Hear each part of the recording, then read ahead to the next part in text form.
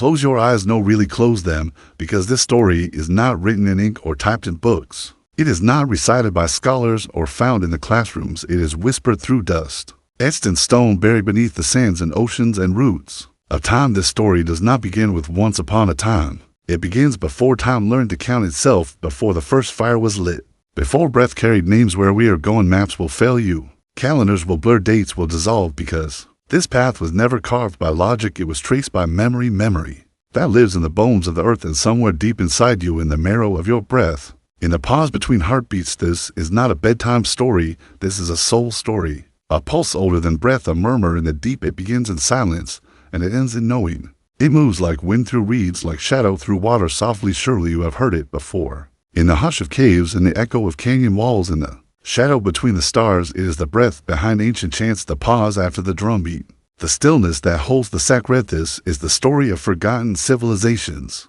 of the ones who knew, who watched the sky not as backdrop, but as teacher, who carved mountains not to conquer, but to listen, who shaped temples in the language of stars, and built monuments as mirrors of the cosmos. Let us begin not with Egypt, not with Greece, older, further to a time when deserts were oceans of grass, and people danced with the horizon, to Nabta Playa, where megaliths marked the solstices, where the sky once aligned with stone, not in myth, but in math and mastery, where ritual was science, and science was spiritual. Were they the architects of the ancient sky? How did they see what we have forgotten to look for? They did not leave books. They left arrangements, codes carved into the body of the planet, waiting to be read by those who still remember how to listen. And we have not yet remembered, but we are beginning to drift now, to Peru, to the highlands, to Sacsayhuaman, where stones weighing tens of tons fit so precisely together that no blade of light passes between, shaped like puzzles, locked without cement, without error. They say the Incas made them, but the Incas said it was already here when they arrived, and perhaps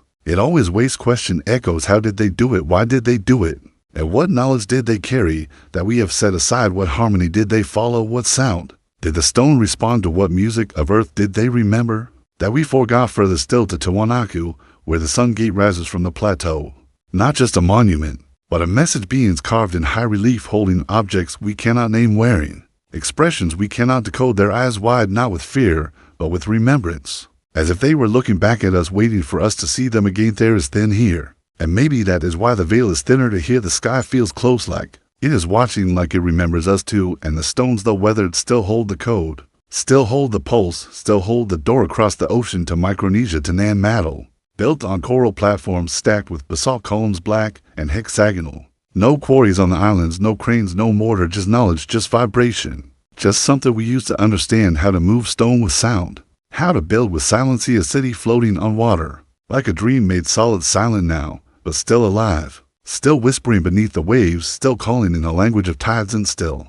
we only scratch the surface. The monuments are not just reminders. They are invitations to feel, to question, to remember, to awaken, because this story is not just about them. It is about you. It is about us, about what we once knew, what we once honored, and what still sleeps beneath our feet, in the pulse of the mountain, in the echo of the cave, in the shadow of the temple. Close your eyes and listen, listen with your breath, with your blood, with the part of you that still speaks in stars, because the journey has just begun and the next whisper is already rising. Close your eyes again, yes again, because the story has not ended.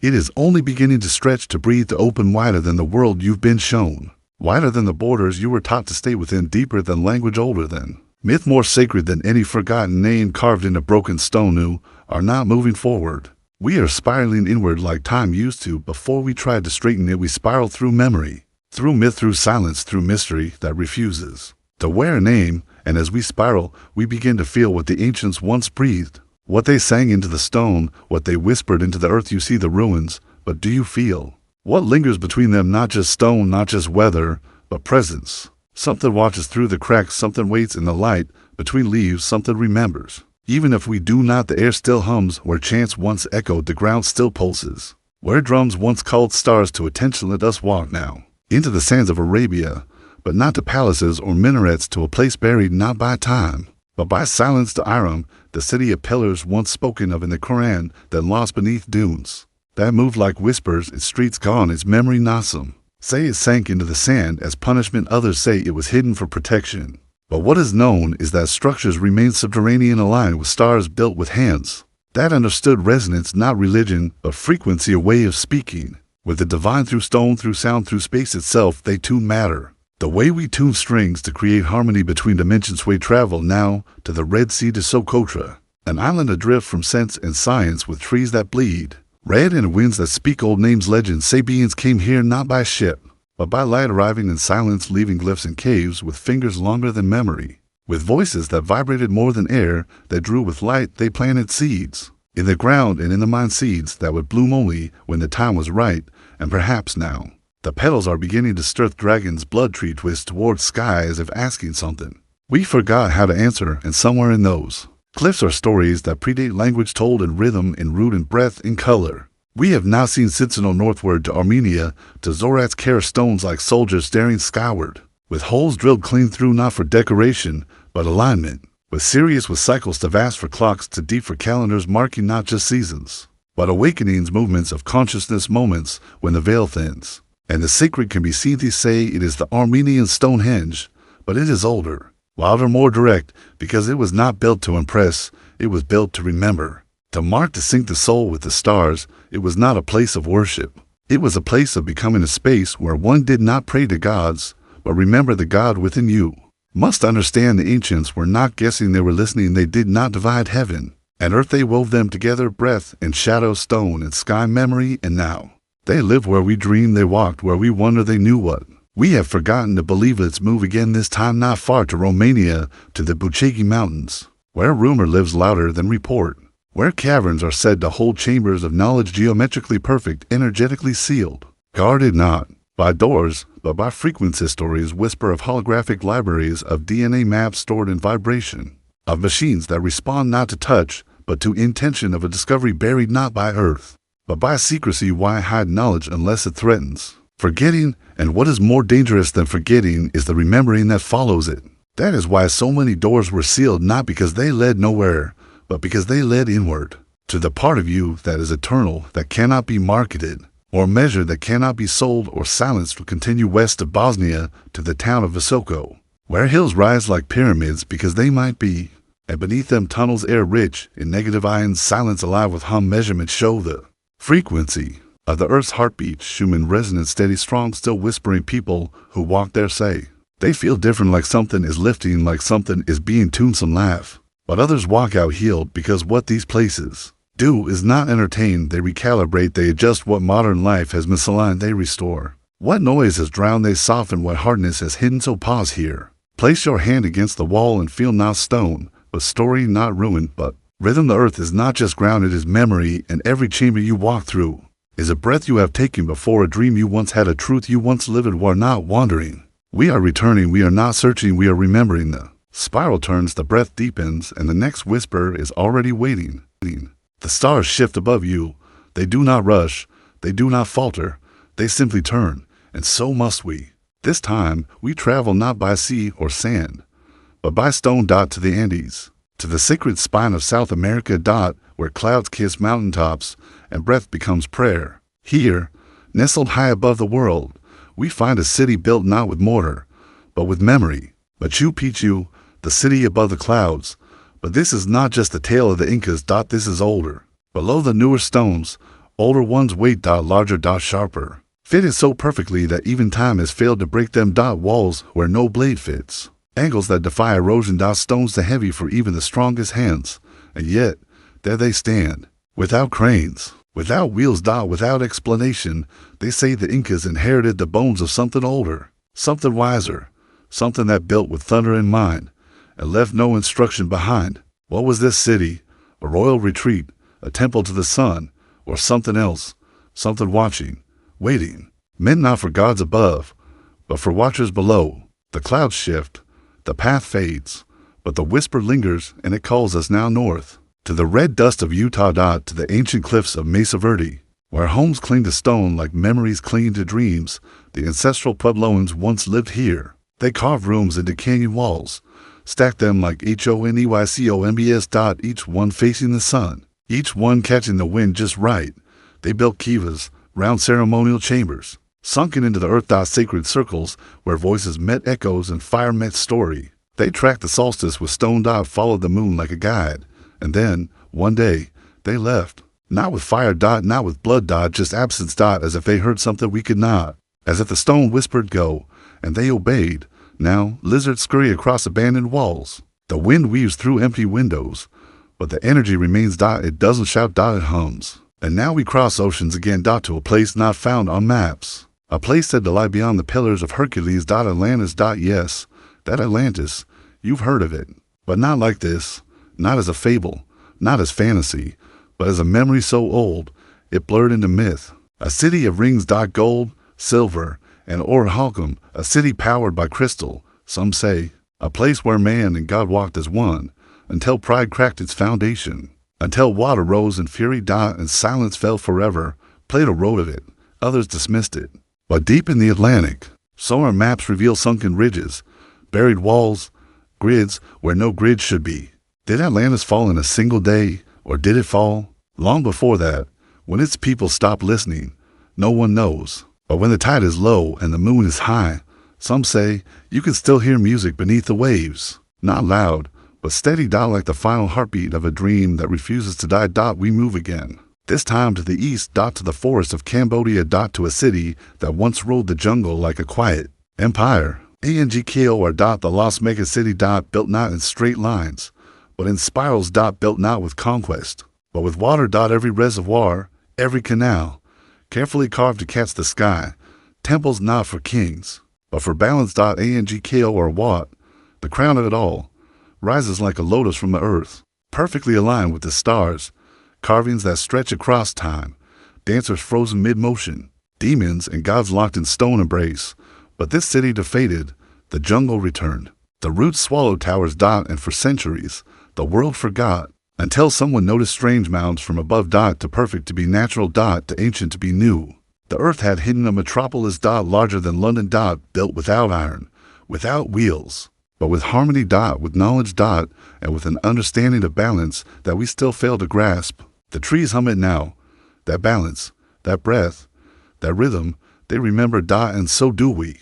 Let's go deeper, beneath the waves again, but this time to a place colder, clearer. Off the coast of Japan, divers found stones, not random dot, not broken, but stacked, step dot shaped dot, the Yanaguni monument. Some say it's natural, others laugh. Because no carved staircases dot, no ocean folds right angles dot, there are carvings too, faint, washed by centuries, but visible to eyes willing to believe that a civilization once rise here, before the ice melted, before maps mattered. If so, it was drowned not by punishment, but by change dot, by the ever-turning wheel of time dot. Now fish swim past gateways, seaweed curls around forgotten corridors, and the sea holds its secrets like it always has, quiet, patient, unmoved. And now we rise again dot, not to the land of pyramids, but to the land before the pyramids. Back to Nabta Playa, a stone circle in the Nubian desert, older than Stonehenge, older than writing. It tracked the stars, predicted the floods of the Nile. It whispered to the sky with precision we still struggle to match, and yet it lies half buried. Ignored dot, the world looks to Giza dot, to gold and tombs, but the real secrets, the real beginnings, they sleep in the sand. Farther south dot, where stones form calendars, where silence teaches better than any scroll. The ancients here did not build to be remembered. They built to belong dot, to echo the stars dot, not to impress, but to align, an alignment. Dear traveler, that's the truest form of wisdom. Are you tired? It's okay. The journey is long, but we are not lost. We are remembering piece by piece, stone by stone, dream by dream dot, and soon we'll continue. But for now, let the echoes settle dot, let the ruins breathe, let the dust drift, and when you're ready, we'll walk further, because there is still so much left to find. The path before us is quiet, but it is not empty dot. Every silence we walk through is filled with voices. Not loud dot, not clear dot, but ancient dot. This time, we step into mist dot, cold, thick, and curling around mountains like a shroud dot. We are in Scotland now, but not the Scotland you know dot. This is the land before the clans, before the castles, before the names. This is Orkney dot, where the sea bites the cliffs dot, and beneath your feet, time bends dot. There, you'll find Scarab Brae, a village older than the pyramids. Stone houses sunk into the earth dot, each connected by tunnels, sheltered from wind, preserved by sand. They had beds dot, shelves dot, tools dot, a fireplace at the center of every home. Not savage. Not simple. Sophisticated. These people were not surviving. They were living, thriving. They carved spirals, circles, patterns that repeat across the ancient world. But no one knows what they meant. Language lost. Only the symbols remain, like whispers through fog. Further inland lies Mesho, a chambered tomb, or maybe a temple, or maybe something in between. Once a year, on the winter solstice, the sun sets in just the right place, and its light travels down a long corridor, straight into the heart of the stone. Only then does the tomb awaken, golden light filling its silent belly. Who built it? Why? The stones don't answer. They only open once a year, and then return to shadow. Let's follow that light across the sea. To Ireland, to New Grange, a monument of white quartz and green hills, built 5,000 years ago, aligned with the rising sun. Another tomb. Another temple. Another message from the deep past. Inside, spirals again. Triple spirals, perfectly carved. Symbols of life, of death, of eternity. No one knows, but the spiral repeats. In Ireland. In Peru. In Greece. In the stars. As if the ancients were trying to remind us that everything comes back, that nothing is lost. Only waiting. We go east now. To a place where myth was once law. To the land of the pharaohs, but not to the great pyramids, not to Giza. We turn to Abydos. In the Osir Ion. Sunken. Strange. Unfathombly old. Some say older than Egypt itself. The stones are massive, smooth. Placed with a precision lost to time, unlike anything around it. Some think it was a temple to resurrection. Some think it was a memory of something even older. Inscriptions found there depict machines, flying crafts. Tanks. Helicopters, carved beside ancient glyphs. Are they coincidences, misinterpretations, or echoes of a forgotten science? The answer doesn't matter. The questions do. Because the more we uncover, the more we realize we've only just begun. Beneath Cairo, tunnels stretch like veins, miles long, cut through bedrock. Unmapped. Unexplored. Above them, tourists take photos. Below them, the past watches in silence. They say knowledge is power, but sometimes knowledge sleeps because the world isn't always ready. Let's leave the sun behind now. Let's go underground again. To Cappadocia, the land of rock that flows like water. Here, the earth rises like waves frozen mid-storm. Towers. Spikes. Domes. But beneath, whole cities, carved into soft stone. Homes. Churches. Tunnels. Even schools, hidden from the world above. Some use them to hide from Roman persecution. Others, maybe older ones, carved them centuries before. The air smells of dust and prayer. Voices linger in the stone. Songs. Sermons. Secrets. This place was a womb, protecting something precious. And even now, it breathes. You can feel it in the walls. In the silence between footsteps. Cappadocia doesn't tell you its story. It asks you to feel it. To walk slowly. To listen. Let's go higher now. To the Altai Mountains, where Russia touches Mongolia and whispers to China. Here, among the snow and wind, petroglyphs are carved into cliffs, deer stones, towers of rock with antlers. Faces. Symbols of life and spirit. Some face east, toward the dawn. Some are buried with warriors. Others stand alone, watching herds that are long gone. Who carved them? Nomads, priests, wanderers? They didn't leave books. But they left intention. And intention is a language older than speech. The Altai are known as the shaman's cradle, a place where spirit meets sky, where vision walks beside fire, and where every shadow might be watching. Here, the old ways survive. Not in temples, but in breath. In ritual. In rhythm. Now we move again. South, to the jungles of Colombia. To San Agustin, statues stand among trees. Thousands of years old, faces stern, eyes wide, each one different. Each one watching. Some hold tools, others hold serpents. Some sit with folded hands. Others kneel on turtles. Were they gods? Guards? Ancestors? No one knows. The civilization that carved them vanished, but the statues remain, covered in moss, cracked by time, but never silent. They are waiting. Like sentinels, like dreams that refuse to fade, and beneath them, tombs, layers of burials. Bones once wrapped in gold, caves lined with red ochre, painted symbols that match those found across oceans, across time.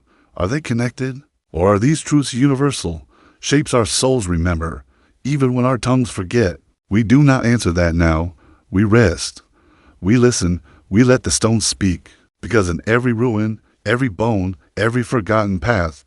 There is still life, still breath, still wonder. And our journey is not done yet. There are places the maps have forgotten, places where names fade like footprints in sand. But even there, the stones remain. We begin again. With wind in our ears and dust in our breath. In the heart of the Sahara, a place to dry for memory, too vast for footsteps to last. And yet, there it is, the rigid structure, also called the Eye of the Sahara, a massive spiral carved into the earth, visible only from the sky. Concentric rings. Stone. Salt. Sand. It is not a crater, not a city. And yet, some say it might be both. Plato spoke of Atlantis. A city of rings, surrounded by mountains. Near fertile land, near the sea. To perfect, to precise, the rich. It fits the shape. It fits the silence. It fits the mystery. Could it be the place once thought to be legend? Or is it a scar, left by something greater than fire? The locals avoid it. They say it watches. They say it dreams. Not of the past, but of the moment we finally understand. We leave it now. We're drawn east again, where Earth splits open like a wound. To Petra, carved into red cliffs, a city hidden in stone. You don't build Petra, you release it. Each facade cut by hand, each tomb kissed by desert light. The Nabateans were its architects, masters of water. Of rock. Of trade. They turned cliffs into cathedrals and silence into power. Petra has no skyline. It has a heartbeat. You feel it as you walk through the narrow canyon path, each wall taller than the sky. And then, like breath held along, it opens, the treasury, carved with impossible detail. Stories told in stone. No hammer marks. No mortar. Only patience. And vision. The city once held markets, temples. Vast. It thrived where it shouldn't. And then, it didn't.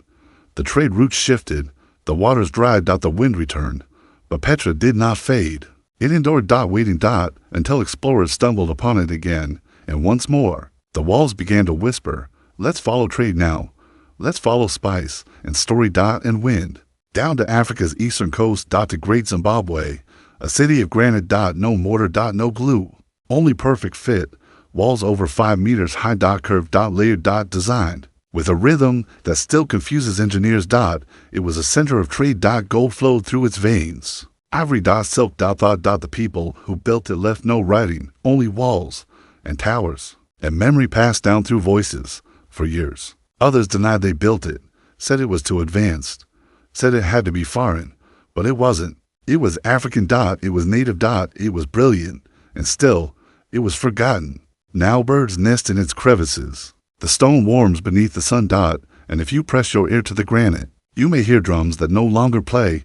Now, follow me north. Not to a ruin, but to a mystery in plain sight. The Moe of Easter Island. Giant heads with solemn eyes, watching the sea, watching us. Carved from volcanic rock, some 30 feet tall, some weighing over 80 tons. But most are not just heads. Their bodies are buried beneath the soil, their hands carved against their stomachs, their backs straight, aligned with stars. They do not speak, but they listen, and perhaps that is enough. No one agrees on how they were moved or why they were made. Some say ancestors, some say spirits, some say they walked. And maybe they did, because the people who made them also made a language of glyphs, a calendar of waves. And then they disappeared, not from time, but from memory. The island now is quiet, but the eyes remain, hundreds of them. Stone sentinels staring into the unknown. Not lost, just patient. Now let us go beneath the sea. Again. Not far. Just off the coast of India. In the Gulf of Kamhit. Divers found structures. Blocks. Streets. Artifacts. 10,000 years old, or older, if true. It predates every known city. It changes everything. And so, we ignore it. We question it. We doubt, because some truths arrive too soon, and we are not ready. But the sea knows. The sea remembers. And one day, when we are brave enough to listen, the waves will get back the city they took. Now we walk into fire, not to burn, but to learn. To the Hopi Mesas. In the high deserts of Arizona, a people with memory older than most nations. They speak of the first world. The second, the third, and now the fourth. Each destroyed, each reborn. They tell of ancestors who lived underground, who came up through the Sipapu. The spirit hold. They tell of sky beings, of ant people, of migrations guided by stars. It is not myth to them. It is history, carved into stone. Told by grandmothers at twilight. The Hopi do not guess, they remember, and their remembering feels like prophecy, because when they speak of floods, of fire, of forgetting, it feels like a mirror held up to now. Let us go to the far north now. To the land of ice and stone. To Greenland. Where snow hides more than cold. Beneath the ice, scientists found shapes, rectangles, straight lines, buried far beneath. Structures. Or shadows of them. How old? No one knows. But if they're real, they rewrite our past. Again. Perhaps humanity is not young. Perhaps civilization rises like the tide. Again. And again. And again. And each time we fall, we forget. And each time we forget, we begin again. But something always lingers, a symbol, a ruin, a hum in the earth. Waiting for us to return. Waiting for us to remember. And now, dear traveler, you rest, but not to end the journey, only to prepare, because the deepest memories still await, the forgotten gods, the buried temples. The cities lost in shadow. We will find them. Together. One breath at a time. The wind returns, colder now. As if it carries not just time, but warning. We walk slower. The path feels heavier. But this is where the deepest truths begin. Below layers of story. Below even myth. We arrive in Siberia. Where frost clings to ancient stone. Where seasons pass like centuries. And buried beneath the cold is Shigir, the oldest wooden statue in the world. 11,000 years old. Twice the age of the pyramids. Carved from large. Etched with symbols. Eyes. Lines. Spirals. A totem rising from the earth like a spine. It is not our. It is a message. But we do not know the language, and perhaps that's the point. Some knowledge is not meant to be translated, only felt. Shigir watched the ice melt, watched forests rise, watched man forget and remember and forget again, and still, it stands. In silence. In witness. Further west now. To the heart of Europe. To Germany, where caves echo with music no one plays. In Whole Fels Cave, a flute was found, carved from the bone of a vulture. 40,000 years old, oldest instrument known, holes bored into the side, perfectly spaced, meant for fingers long vanished, but the melody remains, not in sound, but in presence. Someone sat by Firelight. In darkness. In cold. And chose to make music, not tools. Not weapons, but beauty, and that, perhaps, is the oldest truth of all. That even when survival pressed down, we still looked up. Still reached for something more. Let's go deeper still. To Göbekli Tepe once again, but not to its stones. To what they suggest. Because if temples came before cities, if worship came before walls, then everything we know is backward. We thought survival built society, but maybe it was awe, maybe reverence, maybe mystery itself. Göbekli Tepe is not a temple built by farmers. It was built by hunters. Nomads, people without cities. They gathered not to trade, but to remember something sacred. Something in the stars. In the animals. In themselves. The site was buried on purpose. Sealed. Preserved.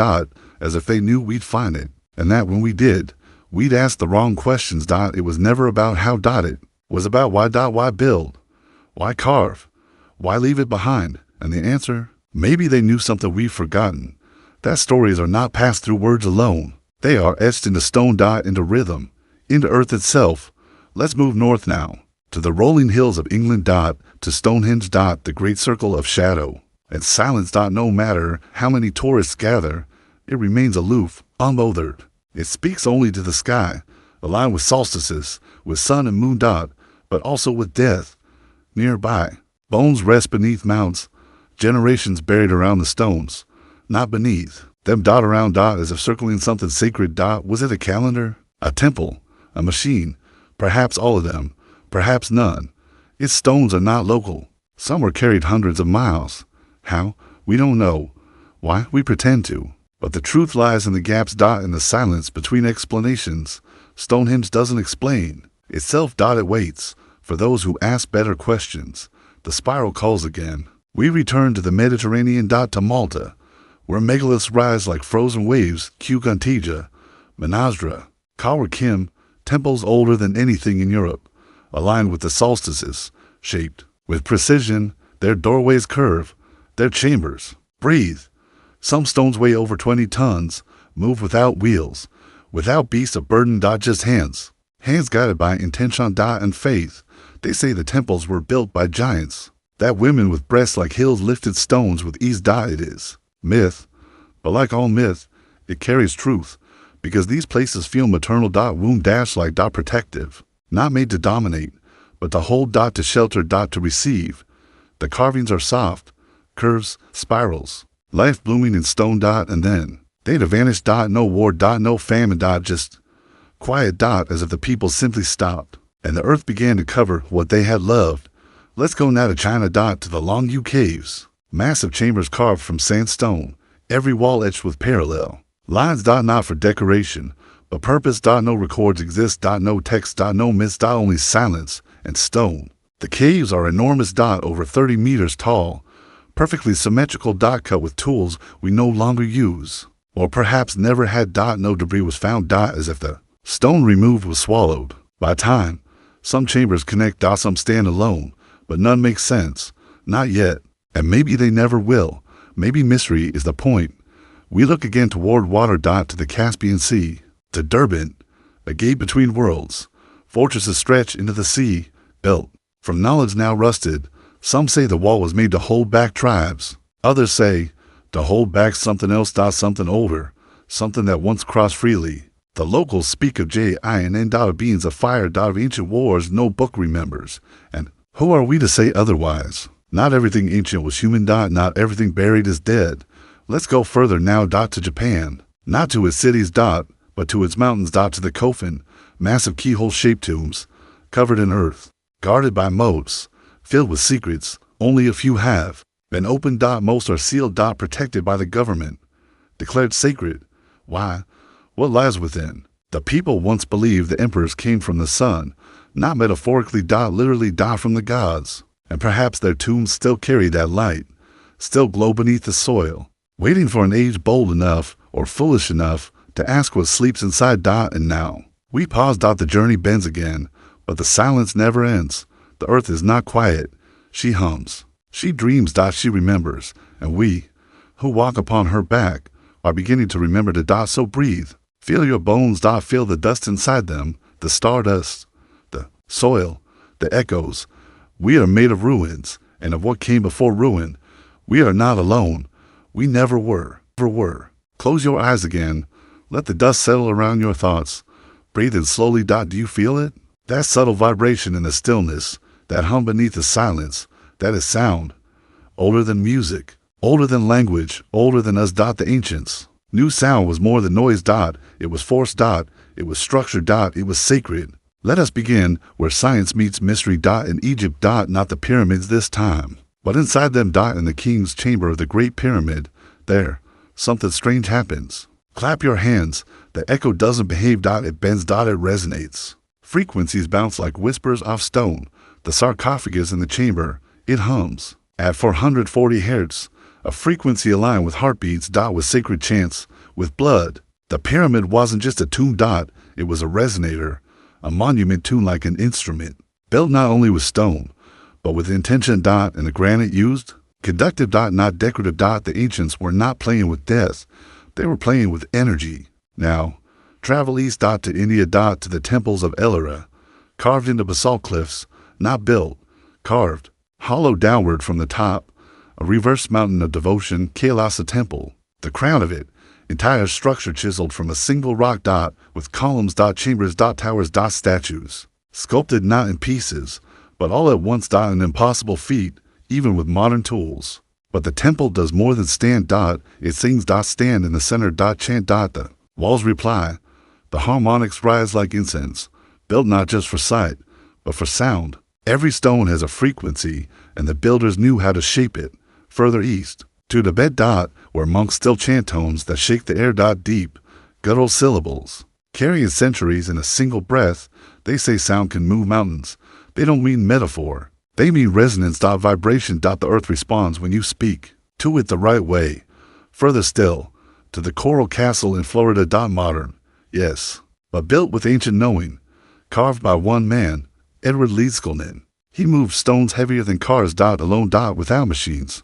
He claimed to understand the secrets of the ancients. He spoke of magnetism dot, of resonance, of sound dot. No one believed him, but the stones sit there still, balanced dot, perfect dot, silent dot, but full of knowledge. We step now into geometry, into shape, into the patterns that hold the universe, the flower of life. 6. Circles, repeated infinitely, found carved into temples in Egypt. Into stone in India, even etched into the walls of the Assyrian. Thousands of years ago, this symbol appears in nature. In honeycombs. In fruit. In snowflakes. It is not decoration. It is blueprint, a whisper of design. A code of something vast and quiet shaping all things. The ancients saw this, not with microscopes, but with knowing. They built according to it. Temples. Cities. Bodies. The ratios of sacred geometry appear in every sacred site. The golden ratio. 5 Fibonacci spirals. In flowers. In galaxies. In the layout of Angkor Wat. In the Parthenon. In the human face. This was not coincidence. It was communication. The ancients didn't just build. They aligned. To stars. To solstices. To vibration. Because they believed the earth was alive. Not metaphorically. Literally. And to live in harmony. Was to resonate. To match her pulse. To be in rhythm. Now we visit Chavan D. Wanter in Peru. A temple buried high in the Andes. Underground galleries, twisting halls, stone heads with open mouths. And deep in its heart, a system of sound, echoes carefully crafted. Whispers travel like wind. Instruments called strombus shells. They roar like beasts. Priests used them to become gods. Or so it seemed. The sound transformed them. Frightened. Realign the listener. Initiation. Through resonance, you do not think your way through the temple. You feel your way through. We go to Malta again. The hypogeum, a temple beneath a temple, cut into limestone. Dark. Silent. Until you speak. Then the oracle room responds with sound that vibrates your bones. At 110. The frequency known to trigger altered states. Not hallucination, but present stillness. Hyper awareness. Even today, they warn singers not to hold notes too long. The resonance is too intense. To real. What were they doing in these chambers? Not worship, perhaps, but awakening. Not chanting, but tuning. Now we step back into the stars. Because the ancients didn't just build with stone, they built with light. Every major site is aligned. With solstices. With Equinoxes. With Sirius. With Orion. Giza. Teotihuacan. Stonehenge. All. Watching the sky, tracking more than time, tracking memory. Orion's belt above the pyramids. Sirius rising with the Nile flood. The Dogon people of Mali knew of Sirius. A star invisible to the eye, only discovered with modern telescopes, but they knew. They told stories of it. Of its orbit, of the beings from its light. How? Not with lenses, but with lineage. Stories passed as truth, truth sung. Truth shared, and still. We call it myth, but perhaps the stars are our reflection. Our reminder, our roadmap. And maybe, just maybe, the ancients were not primitive. They were precise. They were not guessing. They were remembering. And we, today, are the forgetful ones. We treat sound as noise, geometry, as coincidence. Myth as fiction. But what if it's all code? What if the past wasn't a climb from darkness, but a descent from light? And we're only now beginning to rise again? The ancients left clues, not to impress us. But to guide us. Stone by stone. Note by note. Line by line. Back to harmony. Back to the hum. Back to what we were always meant to be. So close your eyes now. Feel your body. The bones. The water. The electricity. In your cells. You are a temple to, a vessel of sound and light, of geometry and spirit. You are ancient. An awakening. And soon, the path will open again. The journey does not end where stone crumbles. It bends. It weaves. It carries us further into the forgotten corners where whispers cling like mist. To the edges of time. Lay your breath steady now, because ahead lies the unknown wrapped in dust and shadow. We turn now to the Pacific, to waters that stretch wider than memory. Here, scattered like ancient seeds across the ocean, are the islands of Micronesia. And on one of these islands, tucked beneath the palms and tides, stands Nan Madol, a city built on water, a labyrinth of stone canals, artificial islets, basalt towers rising where no stone should stand. They called it the Venice of the Pacific, but Nan Madol is older than that comparison, older than our grasp of its making. The basalt columns, each weighing tons, were stacked like bones of forgotten giants. The walls rise from tidal pools, arranged with precision, yet no quarry lies nearby, no cranes, no wheels, just the impossible reality stone floating on sea. The ancestors whispered of sorcerers, of magic that lifted rock as easily as words. Lift dreams, others say ingenuity methods lost to time like footprints washed by waves. But Nan Madel remains, silent, brooding, watching tides roll in and out, as it has for centuries. Its foundations are not just coral and basalt. They're layered with stories of rulers, rituals, and a civilization that defied the ocean's hunger. But we drift onward. The sea does not hold us long. The whisper leads inland, to the heart of the Amazon, where trees grow like titans and the canopy swallows light. For centuries, they called it empty, untouched. But beneath the green cathedral, the earth tells another story. Cities once flourished here, vast, complex roads stretched like veins through jungle, settlements arranged with the same care as stars across the sky.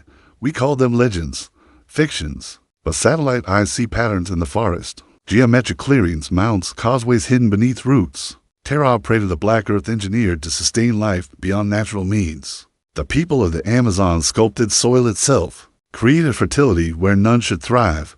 They built, then they disappeared. The jungle reclaimed the bones of their brilliance. But the soil still whispers of them, of mastery lost beneath leaves. Breathe deeper. We're not done. The pulse pulls us west, across oceans, across time, to the frozen expanse of Antarctica. A land of ice, yes, but not always. Beneath the glaciers, radar glimpses shapes, linear anomalies, grids, buried beneath miles of frozen memory. Some scoff. They say it's geology. Others, they lean in. They listen to the silence and wonder was Antarctica once free of ice?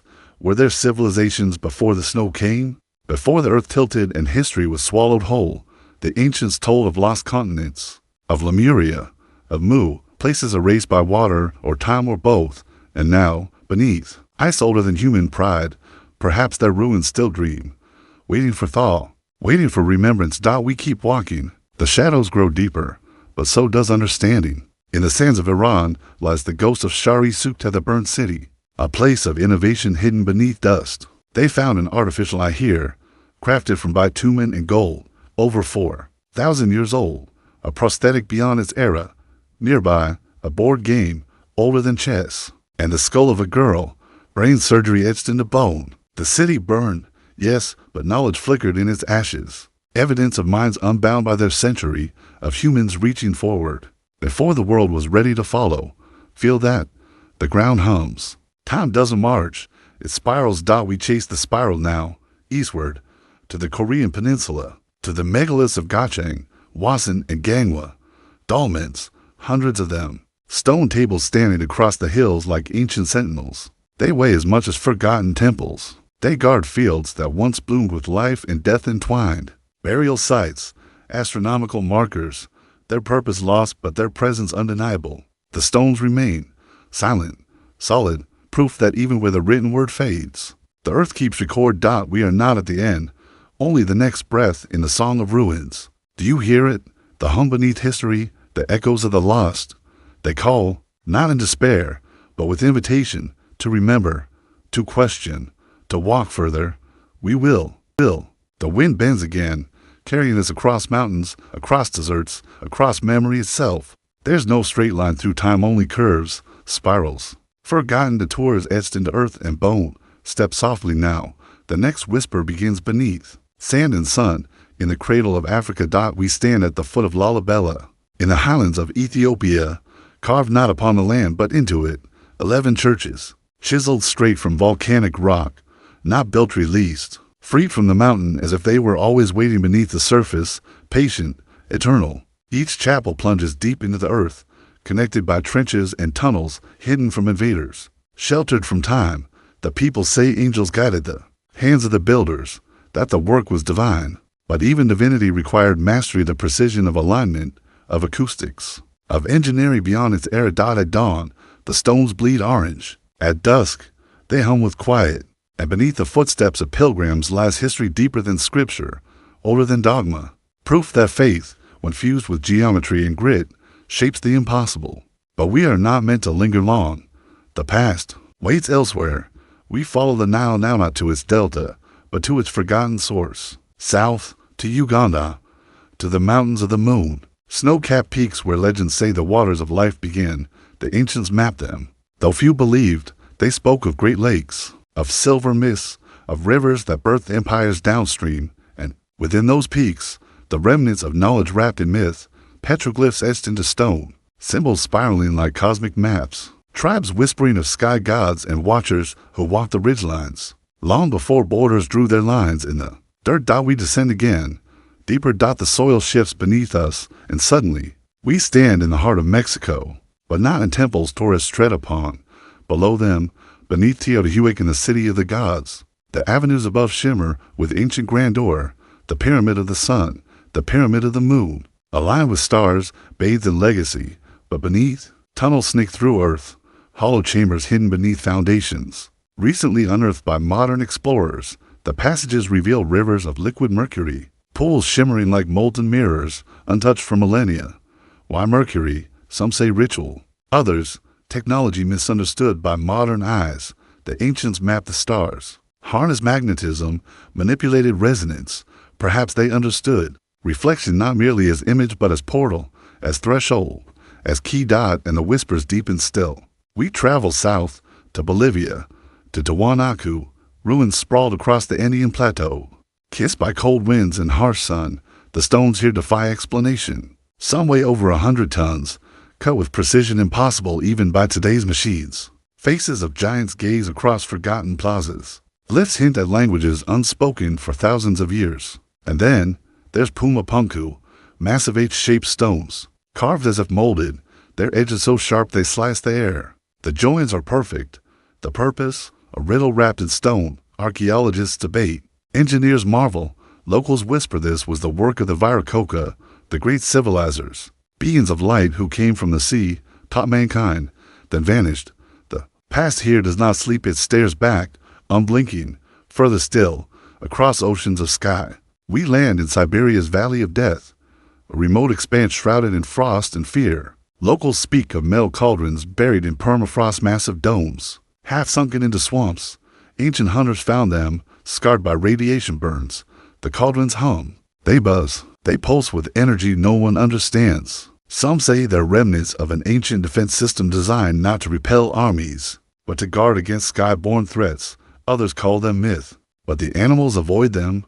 The birds fall silent. Above them and beneath the frozen earth, something waits, heavy, watching, remembering. And now, the path grows stranger still. We drift eastward to the Himalayan shadows, to Bhutan. Tucked among the peaks is the Tiger's Nest Monastery, clinging to cliffs like a dream refusing to fall. Legend says Padmasambhava, riding a flying tigress, landed here to tame demons and sow enlightenment. The structure itself seems impossible, perched atop sheer stone, defying gravity and reason. But it endures, balanced, rooted in mystery, faith, and an understanding of harmony lost in modern concrete jungles. They built not with conquest, but with reverence, stone by stone, aligned with wind and spirit. And beneath all of this is a truth. The lost worlds were not accidents of time. They were crafted with knowing. The ancients understood vibration, alignment, rhythm. Their cities hummed, their temples breathed, their monuments whispered across millennia, not to impress, but to remind us that forgotten does not mean gone. The whispers are louder now. They curl around your spine. They rise from stone and soil. They echo in blood and bone. And we keep walking, because the journey through lost worlds is never truly over, only paused, only waiting for those bold enough to listen. The shadows stretch long now.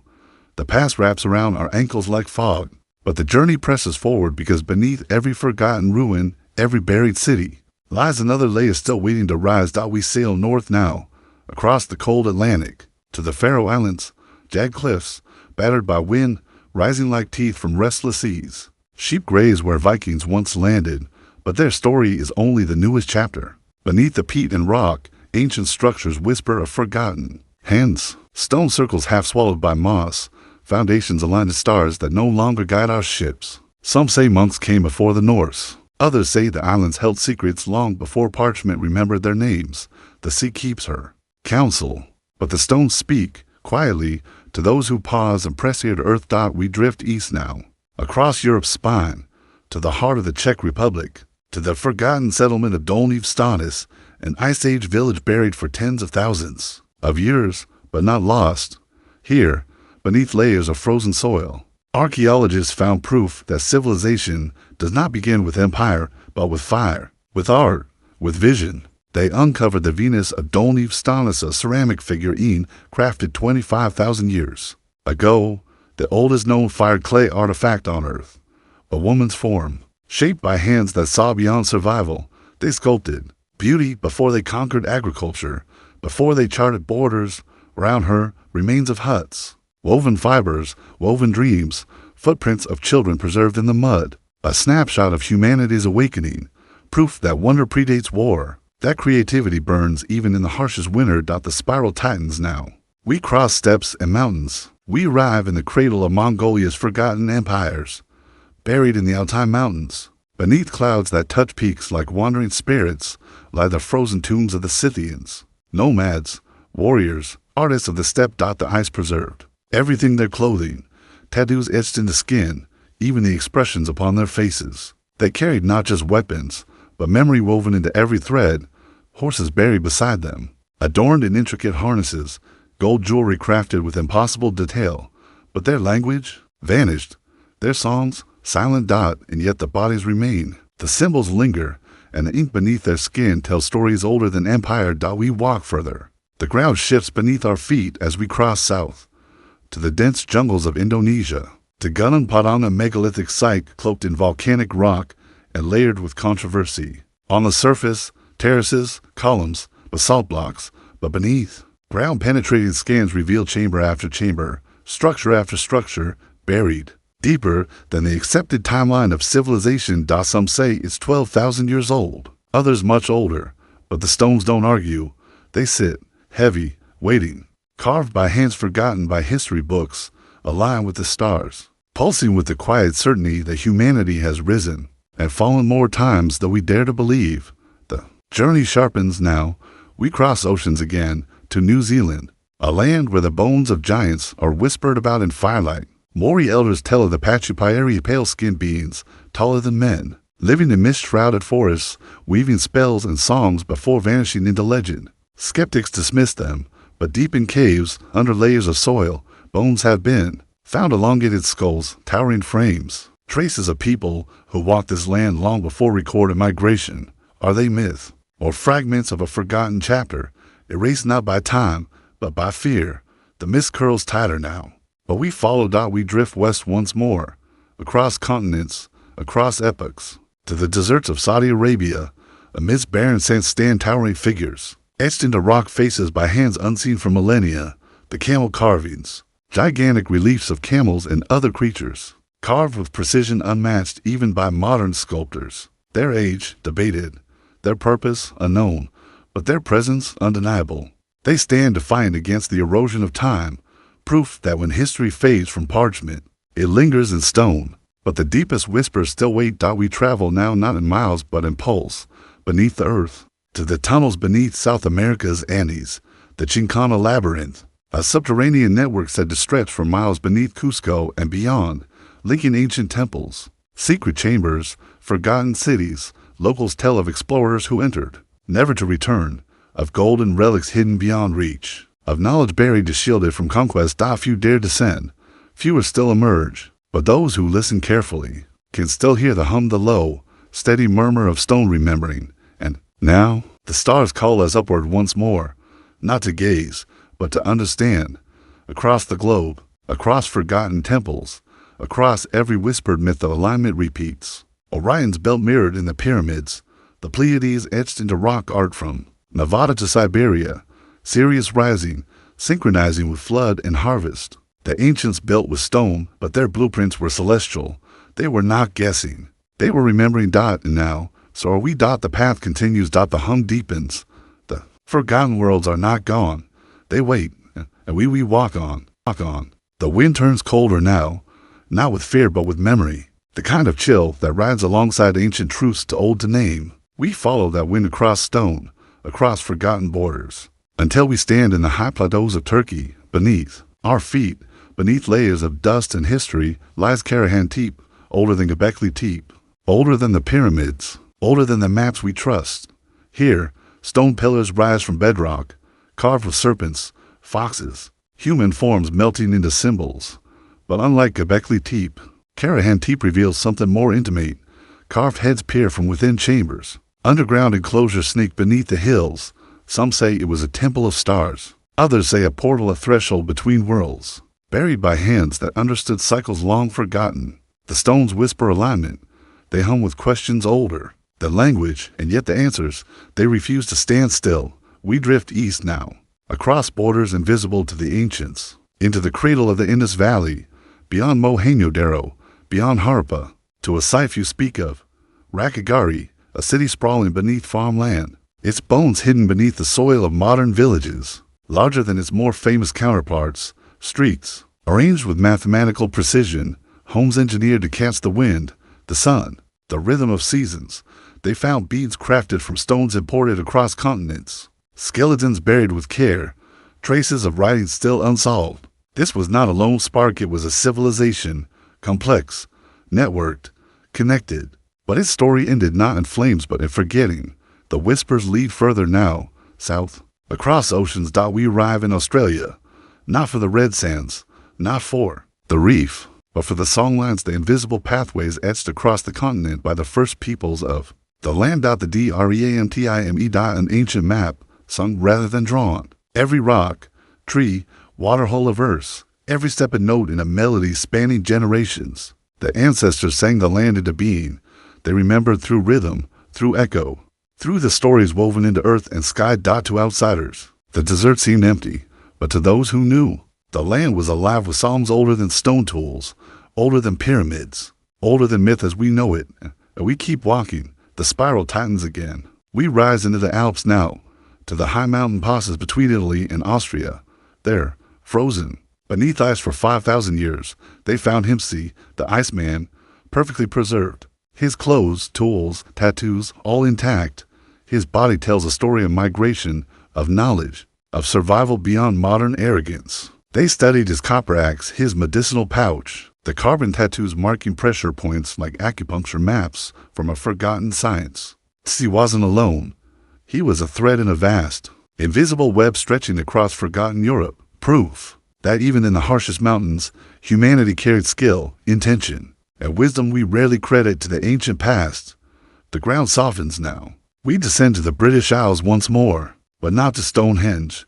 This time, to the lesser-known cousin, the Ring of Brodgar in Orkney, a vast stone circle, a line, majestic, whispering to solstices and stars. Nearby, tombs etched with spirals, the same symbols found across Malta, across Ireland, across distant Peru. How did the spiral migrate, or did it not migrate at all, but awaken independently over and over as if etched into the architecture of human memory itself?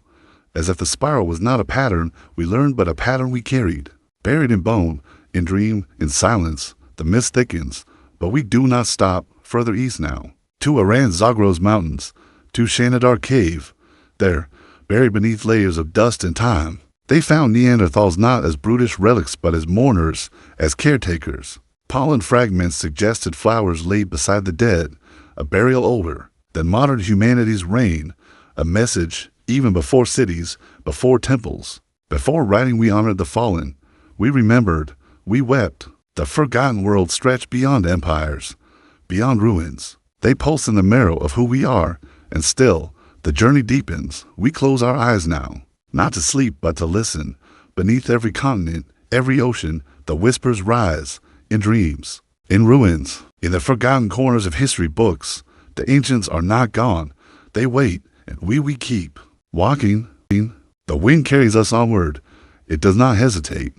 It does not fear the unknown, and neither do we, because every forgotten world, every buried ruin, every whisper beneath the soil reminds us that time is not a straight road.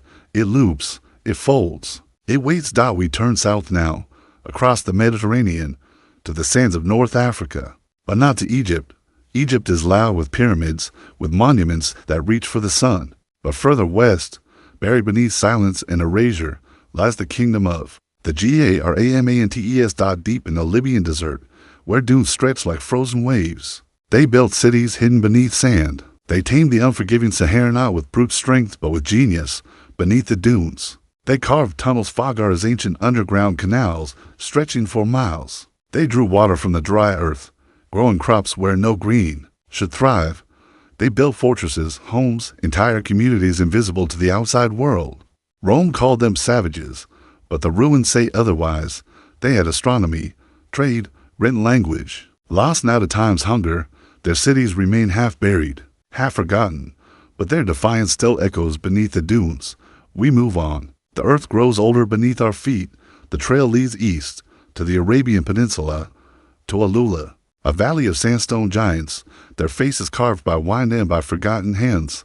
Here lies Hegra, sister to Petra, yet veiled in mystery. Tombs rise from crimson cliffs, facades carved with precision and reverence. The Nabateans built this place, merchants, architects, astronomers. But their story is fractured, erased by conquest, buried beneath layers of shifting sands. The stones remain. Each tomb tells a silent tale of wealth traded along incense routes, of knowledge carried across deserts like whispers in the wind, and above it all the stars, unchanged, watching as civilizations rise, fall, and vanish into memory. We follow the stars now, across mountains, across forgotten lines drawn by empires long crumbled.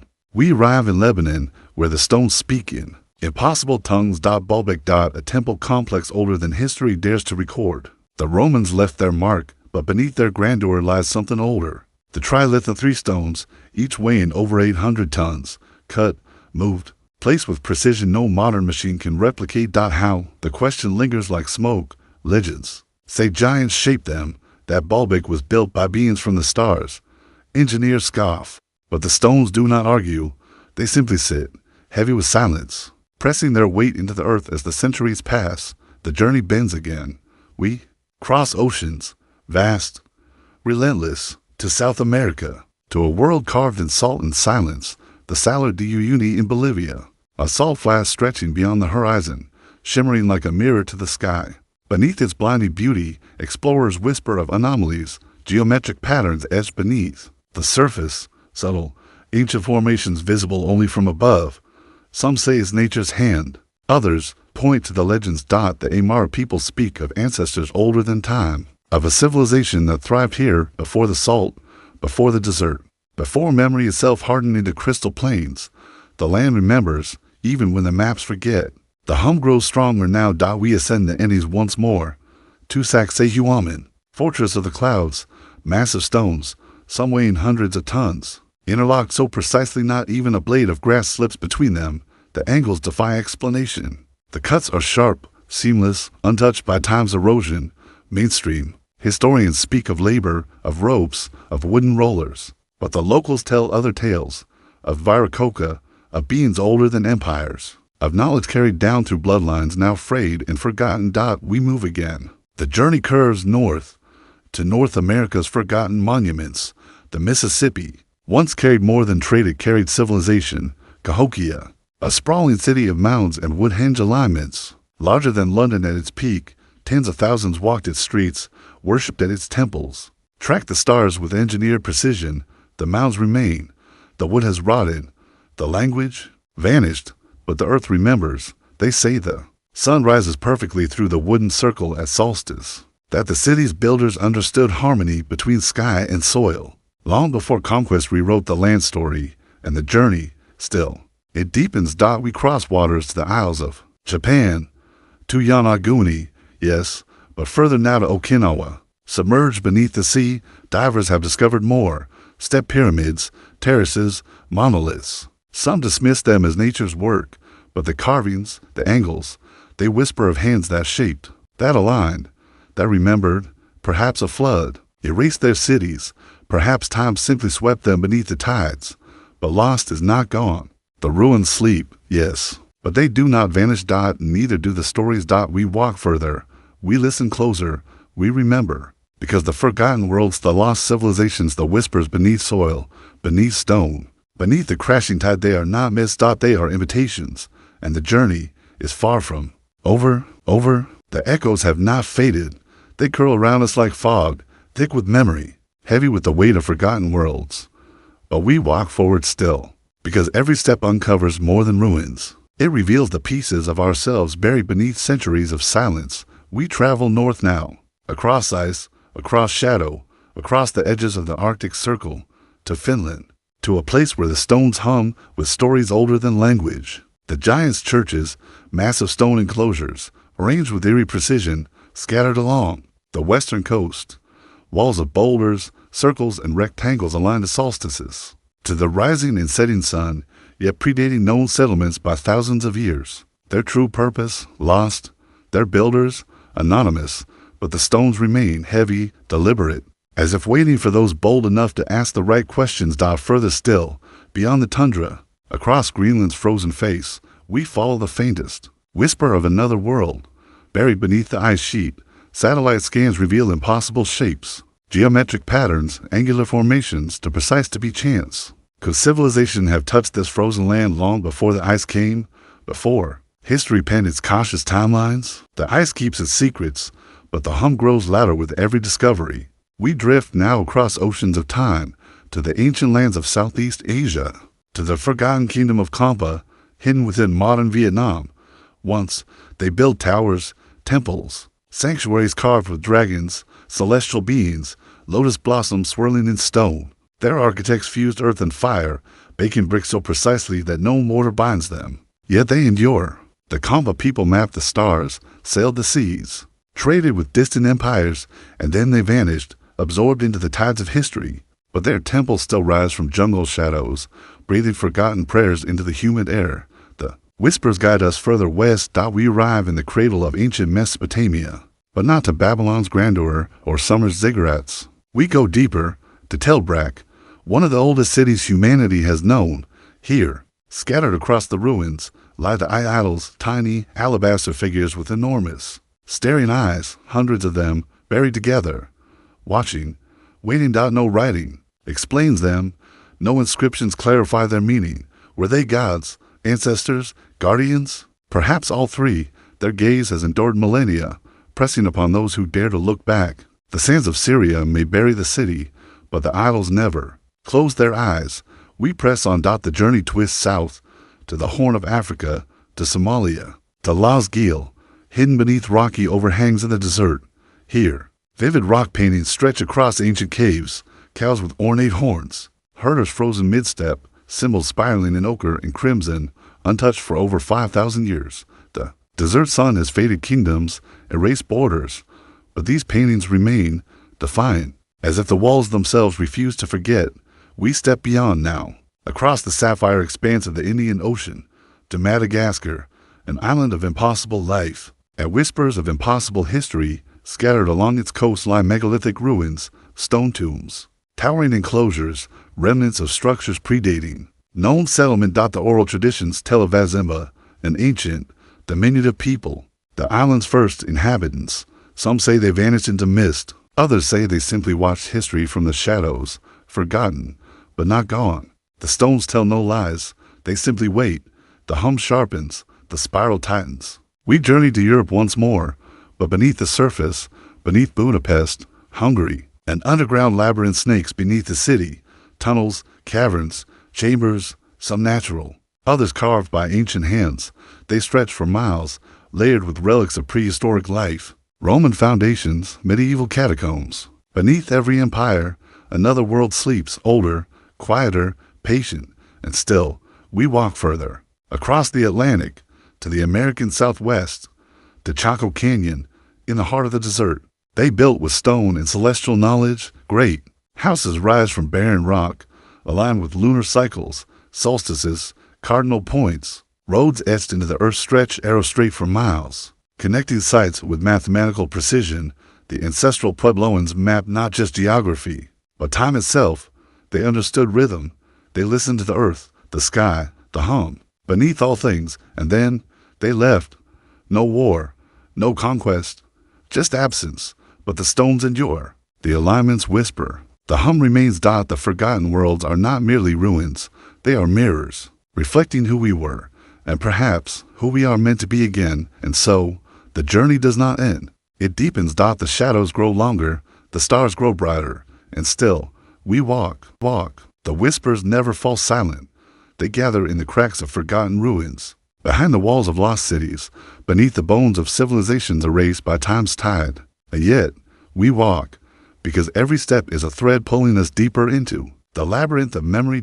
We drift now across the Atlantic, south, to the jungles of Brazil, but not the dense green of the Amazon beyond that, to the stone ruins of São das Letras. They say the hills here hum, that beneath the rocky outcrops, tunnels stretch for miles, connecting to distant cities, some say even beneath the sea. Legends speak of ancient civilizations hidden within the mountains, heart guarded by beings of light, unseen, yet ever present. Quartz veins run through the rock, energy crackles beneath the ground. The locals speak of portals, of shifting realities, of visitors walking between worlds. Skeptics laugh, but the stones do not dot, they simply watch. They wait. The path curves east now, across oceans to Africa's west coast, to Senegal, to the megalithic circles of Senegambia. Thousands of stones, arranged in silent order, rising from the earth like forgotten sentinels, each monolith carved, transported, a line long before borders, before empire, before even recorded memory. Some mark graves, others trace the stars, their true purpose lost in the hum of the centuries, but their precision undeniable. The ancients built not to impress but to endure. We drift onward, the hum deepens. We sail to the Mediterranean once more, to Crete, but beyond the palaces of Knossos, deeper into legend's shadow, to the ruins of Phaistos. Here, they found the Phaistos disc, a clay artifact stamped with spiraling symbols, a language undeciphered to this day. Some say it holds a prayer, others a map. Some whisper it is a warning. The disc remains silent, but the spiral pattern repeats across continents. Across epochs as of memory itself is etched in that sacred curve. The whispers grow colder now. We climb the rugged Scottish Highlands to Callanish, an ancient stone circle older than Stonehenge, standing upon windswept Lewis Island, watching as stars rise and fall, as seasons turn.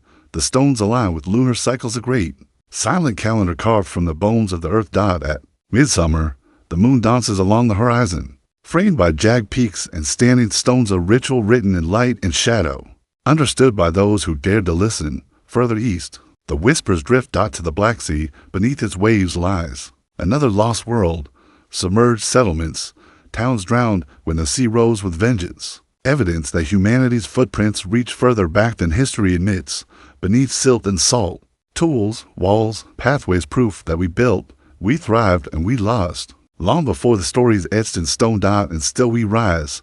We arrive in India, not the crowded temples or bustling cities, but in the quiet ruins of Dolavira, an Indus Valley city carved from white stone, arranged with geometry and grace. Its reservoirs, its streets, its granaries designed with knowledge long misunderstood. They mapped water, tracked stars, built without war monuments, choosing instead to master balance. And when they vanished, they left the stones to hum beneath desert winds. The echoes of their order remain.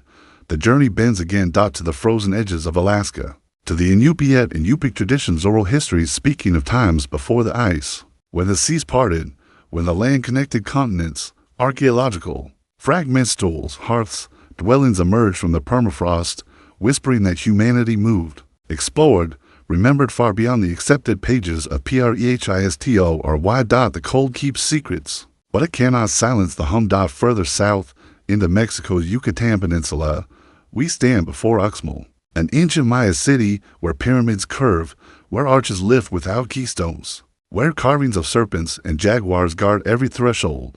The pyramid of the magician rises, its angles align with Venus, its steps humming with mathematical perfection. The Maya did not build by chance. They listened to the sky, the earth, the rhythm beneath all things. Their calendars track cosmic cycles. Modern science is only now relearning. We press further, across borders, across time. To the Canary Islands, to the Guanches, indigenous people of unknown origin, with legends of tall, fair-skinned ancestors, builders of step pyramids, aligned with solstices, their tombs carved in volcanic cliffs. Their language is gone, their blood diluted, but the structures remain, patient, watching the Atlantic tides crash against forgotten shores, and still the whispers rise. The journey is not through dust alone. It moves through dreams, through echoes, through the quiet certainty that forgotten worlds live just beneath our skin. We are not separate from them. We are built from them. Every ruin, every monument, every hum beneath the earth. It calls us to remember. And so we walk on. The road doesn't end. It folds back into itself, circling like the spiral carved into ancient stone. Like the pulse beneath forgotten ruins, we follow it now, deeper, further, into the cracks of lost memory, where civilizations whisper their unfinished stories. We drift west, across the Atlantic, to the shores of Puerto Rico, but not to beaches lined with modern song, to the silent stone enigmas hidden beneath the forest. The Taino petroglyphs, faces etched into boulders, spirals, suns, coiled serpents, symbols of creation, of migration, of beings who walk beside gods. The Taino are remembered as myth erased by conquest, by disease, but their stones still speak. In caves, on river banks, beneath overgrown temples. The carvings wait, silent, steady, reminding us that no story ever truly disappears. It simply fades beneath vines, beneath fear, beneath forgetfulness. Further south now, to Colombia, but beyond the ruins already known, hidden in dense jungle, like the lost cities Tayuna, Ciudad Perdida, stone terraces winding up green mountainsides, older than Machu Picchu. Veiled by mists, by the hum of the rainforest, the Tairona people built them paths that climb like veins, stairways spiraling toward the sky, plazas aligned with forgotten stars. The Spanish never found them. Time almost buried them, but the stones endure, breathing quiet truths beneath moss and root. We move now, across continents, to Europe's northern crown, Norway, Sweden, Finland, the land of ice, fjords and ancient carvings etched into rock, faces exposed by retreating glaciers, the petroglyphs of Alta, Tannum, and Numforsen. Thousands of images, hunters, boats, spirals, figures dancing beneath suns. Not mere art, but language without words. Maps of migration, of seasons, of sky-born patterns carved long before history dared to organize itself. The ice fades. The stories remain. We drift east, to the shadowed heart of Russia, where the Kola Peninsula meets the Arctic winds. Here lie labyrinths of stone, spirals of rocks carefully arranged, their origins lost to time. Locals call them the Babylons, ancient mazes winding across the tundra. No one agrees on their purpose. Were they temples, calendars, portals to other worlds? But they endure, shrouded in snow, humming with quiet defiance. We walk on, across the Sea of Japan to Korea, to the dolmens of Gangwa, Gachang, and Wasan. Massive stone tombs, megaliths standing silent for over 5,000 years, aligned, precise, their builders unnamed, their language forgotten. But the stones, they refuse to be erased.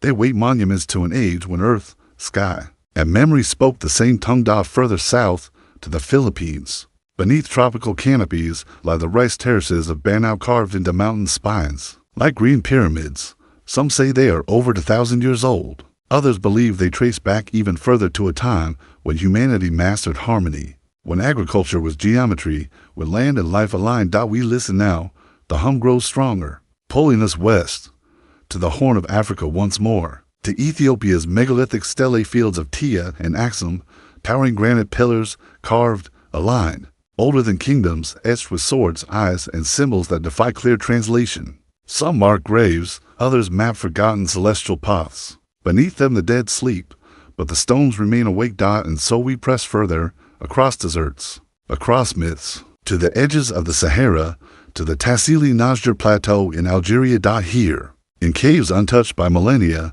survive paintings of impossible clarity, humanoid beings with elongated heads, floating in forms that some say resemble modern astronauts. The ancients called them the gods of the sky, figures with antennae, with garments unknown, with eyes wide as eternity. Historians speak of art, of fertility symbols, but the paintings whisper louder that perhaps the old ones remembered visitors, that perhaps the myths are records, not dreams. The path darkens now, but not with fear, with knowing. We move into the Americas once more, to Utah, to the enigmatic Barrier Canyon petroglyph shapes painted in red ochre on cliff faces, figures stretching, faceless, hollow-eyed, adorned with lines and dots that dance like forgotten constellations. Some call them spirit beings, others ancestors, but the truth hums beneath pigment and stone. The ancients walked with mysteries we've chosen to forget. And yet the stones never forget. We turn south again, deep into the Atacama Desert of Chile, where nothing grows, but everything remembers. Here lies the Atacama giant, a massive geoglyph carved into the desert floor, taller than buildings, arms stretched wide, adorned with patterns aligned to celestial cycles. The desert holds secrets beneath salt and sun lines, shapes, Guardians watching the stars trace their endless spiral above and still the whispers. Rise, we follow them, step by step, across forgotten lands, across buried cities, across the echoes of our own forgotten greatness. The lost worlds are now lost. They hum beneath every ruin, and we are remembering. Close your eyes. The hum hasn't stopped. It's only sunk deeper into the marrow, into the silence between heartbeats. We move now across the horizon of what's believed, into the undercurrent of what's been forgotten, to the heart of China, but not the one on postcards, not the terracotta armies or gleaming towers. We travel west, past the cities, past the fences, into a land guarded not by walls, but by silence. There, under the soil and beneath the whispering trees, they rise, pyramids, real ones, covered in green, hidden from maps, from textbooks, from memory itself. The Chinese pyramids of Xi'an, dozens of them, possibly hundreds, massive, geometric, aligned with the stars like their distant cousins in Egypt and Mesoamerica, but cloaked, softened by centuries of planted forests. The government once denied their existence. Now, they acknowledge a few as imperial tombs, but the largest, the so-called White Pyramid, remains a ghost, captured once in an old pilot's photo, a colossal monument dwarfing Giza, and then gone, swallowed by reforestation, by politics, by the fear of what remembering might mean. Who built them, for whom, and why do they mimic the heavens so precisely? Some say the emperors claim divine lineage, children of the stars, guardians of the mandate of heaven. Perhaps these pyramids were not just graves. Perhaps they were receivers, anchors, places where sky and soil touched, and beneath them, chambers sealed with metals not yet named, liquids unknown, orbs of crystal said to glow without flame. Legends, perhaps, but in every legend, a grain of warning, a hint, a hum. We drift now across the silk thread of memory, westward into the windswept plains of Kazakhstan. Here, amid the vast emptiness, the land itself carries signs, giant geoglyphs, shapes the size of cities, only visible from above, rings, crosses, keys, labyrinths etched into the earth by ancient hands, older than Rome, older than writing. Who made them? No one knows. Why? No one agrees. Some say burial sites, others calendars. But those who truly listen say messages, not for gods, not for spirits, but for us, for eyes that could one day fly, eyes like satellites, eyes that could finally read what only the earth has carried for millennia. They call them the steppe geoglyphs, and yet their lines stretch like questions across the bones of forgotten ages. Did we once know more than we remember? Did we once shape the earth to speak a language the stars could hear? Let's follow that question into the deep south now, past the borderlands of civilization, into the forests of Angola, where stone circles rest beneath roots, where no written records remain, only oral memory. Tribes speak of great cities swallowed by trees, of palaces paved with quartz, of a sky path that linked their ancestors to beings of fire and light. The Portuguese dismissed the stories as superstition, but still the ruins stand. Granite formations curved with symmetry, embedded with magnetism, stones that shift compass needles, stones that echo at certain tones. The jungle does not forget, it only hides. We move west now, across the Atlantic, to a place where sky and water kiss endlessly. The island of Sautone, tiny on a map, but vast in memory. Here, locals tell of people who came before, tall, dark, and glowing, not glowing with light, but with knowledge. They built circles of basalt, altars aligned with Sirius, and left no bones behind, only a trail of symbols carved into black stone, spirals, stars, wings. Some say they walked into the sea and never came back. Others say they became the stars themselves. We follow that sea now, back to Brazil, but not to the jungles or the rivers, to the northeast, to Paraíba, where a stone once lay, inscribed, with markings no one could translate. The Paraíba inscription, they called it, found, recorded, then vanished. Some say it spoke of a voyage, a ship from Phoenicia blown far off course. Others say it spoke of giants, of fire falling from the sky. Scholars dismissed it, but even now, locals speak of the rock that told of stars and silence and sorrow. It was lost or hidden, but the story remains. It's not in stone anymore, but in the people. Let's go deeper, not across space, but beneath it, to Guatemala, to the underworld of the Maya. Beneath Tikal, beneath the temples and altars, tunnels, twist and spiral, not dug in haste, carved with purpose, ritual chambers lined with mica, waterways echoing with engineered acoustics. When a priest chanted, the sound didn't stop. It reverberated, rapped, became more than human. Some say these halls were meant to amplify spirit. Others say they were keys to portals no longer open, or perhaps not yet open. We rise again, into the highlands, to Colombia, not the famed gold of El Dorado, but something stranger, in San Agustin. Giant statues sit beneath moss, faces wide, eyes deep, some human, some not, some with serpents, others with what look like helmets. No writing, no record, just stone, silent and watching. Some say these were ancestors, others say guides, and a few say these statues mark gates, not to tombs, but to times, points of crossing, places where the veil thins. Do you feel it? That tightness behind the eyes? That pull behind your ribs? That's not imagination, that's memory. Something ancient stirring in your blood, because these places are not just stories. They are echoes, and you are at their resonance. We turn now toward the ocean again, but not to sail, to sink, not in fear, but in wonder, off the coast of Cuba. Sonar scans found structures deep underwater, walls, grids, roads. Some say it's natural. Others see pyramids, columns, a city that shouldn't be there, because it lies too deep, too old, before ice melted, before oceans rose. But if it's real, if it was built before the flood, then we must rewrite the beginning, and maybe that's the point. Maybe all these ruins, these whispers, these buried truths are not meant to tell us what to believe, but to remind us to question, to wonder, to listen. So listen now, to your breath, to the silence between words, to the hum that's always been there, beneath the noise, beneath the data, beneath the history they gave you. You are not lost. You are returning, not to a place, but to a knowing, and this knowing has no flag, no date, no name, only stone, only rhythm, only memory. So rest a moment. Let the dust settle in your bones. Let the stars realign behind your eyes, because the next step waits, the next whisper already rises, and the journey is far from over. The air changes again. It thickens, not with weather, but with weight, the kind of weight that presses on the skin from within. We walk now into a land torn by time and stitched by legend, Iraq, but not the one on today's maps, not headlines, not borders. We step into the cradle, beneath Babylon, before summer, before the names. There's a ruin near Mosul, nameless to most, a mound of broken stone and silence. But the locals speak of it in half whispers, as if saying too much might wake something. Beneath that mound, they say, is the gate, the place where gods descended, not in fire, but in frequency, where sound met stone and spirit took shape. The Assyrians knew. They built palaces there, stacked bricks like prayers, but even their carvings, precise and defiant, hint at something older. Winged beings with bags, symbols not explained, only repeated, again and again, until repetition became reverence, and reverence became forgetting.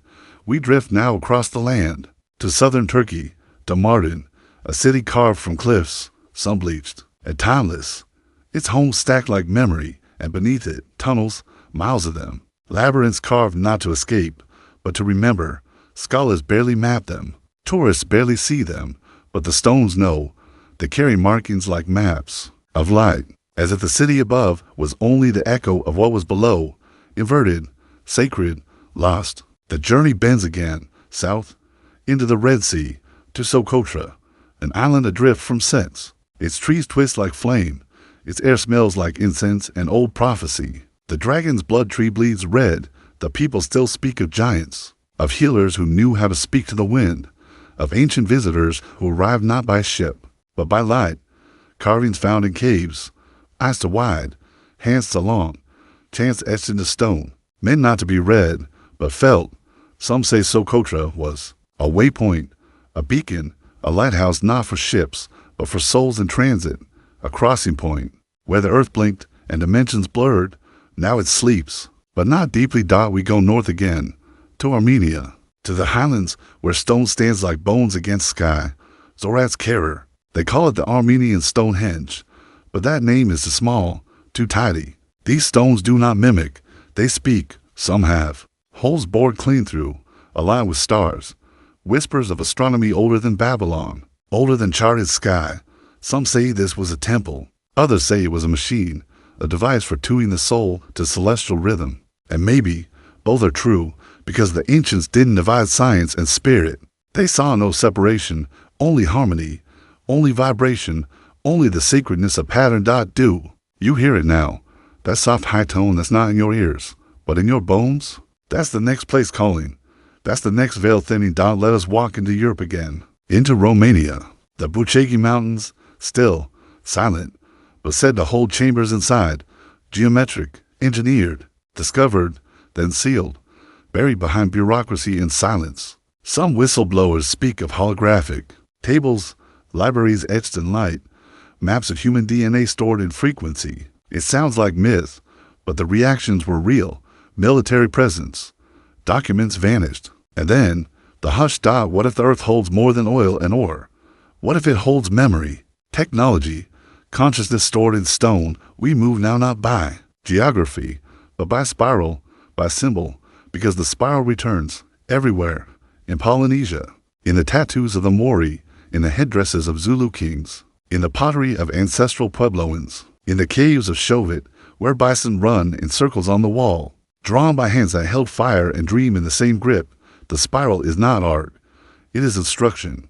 It is map. It is key. And that key turns now to Bosnia, to the town of Visoko, where hills rise like pyramids, because they might be pyramids, covered in earth and ridicule. But deeper, tunnels stretch, chambers echo with 7.83 hertz, the Schumann resonance, the frequency of the planet's heartbeat. Inside, people heal, water holds charge, the air feels alive. Some laugh, others return changed. What's more ancient than time? Resonance. And so we follow that tone to the Alps, not for snow, but for what lies beneath it. Narration, Switzerland, a site uncovered, then silenced. Caverns, chambers, sarcostone coffins built for bodies to long, skulls to large. The bones vanished, but whispers remain, and the carvings, suns within suns, eyes above eyes, symbols that match petroglyphs in Bolivia. And that should not be possible, but perhaps possibility is the cage, and what we call impossible is simply waiting. So take another breath, deep, let it settle, because we are approaching the threshold again, the moment where wonder outweighs doubt, where belief bends back into knowing, and memory becomes magnetic. We are not wandering. We are following a thread, one etched in stone, one sung by stars, one carried in your cells. The path continues, and the next whisper is already awake, wake. The light changes now, not brighter, not darker, just older. It feels like dusk before dusk, like time itself leaning against a tree to rest.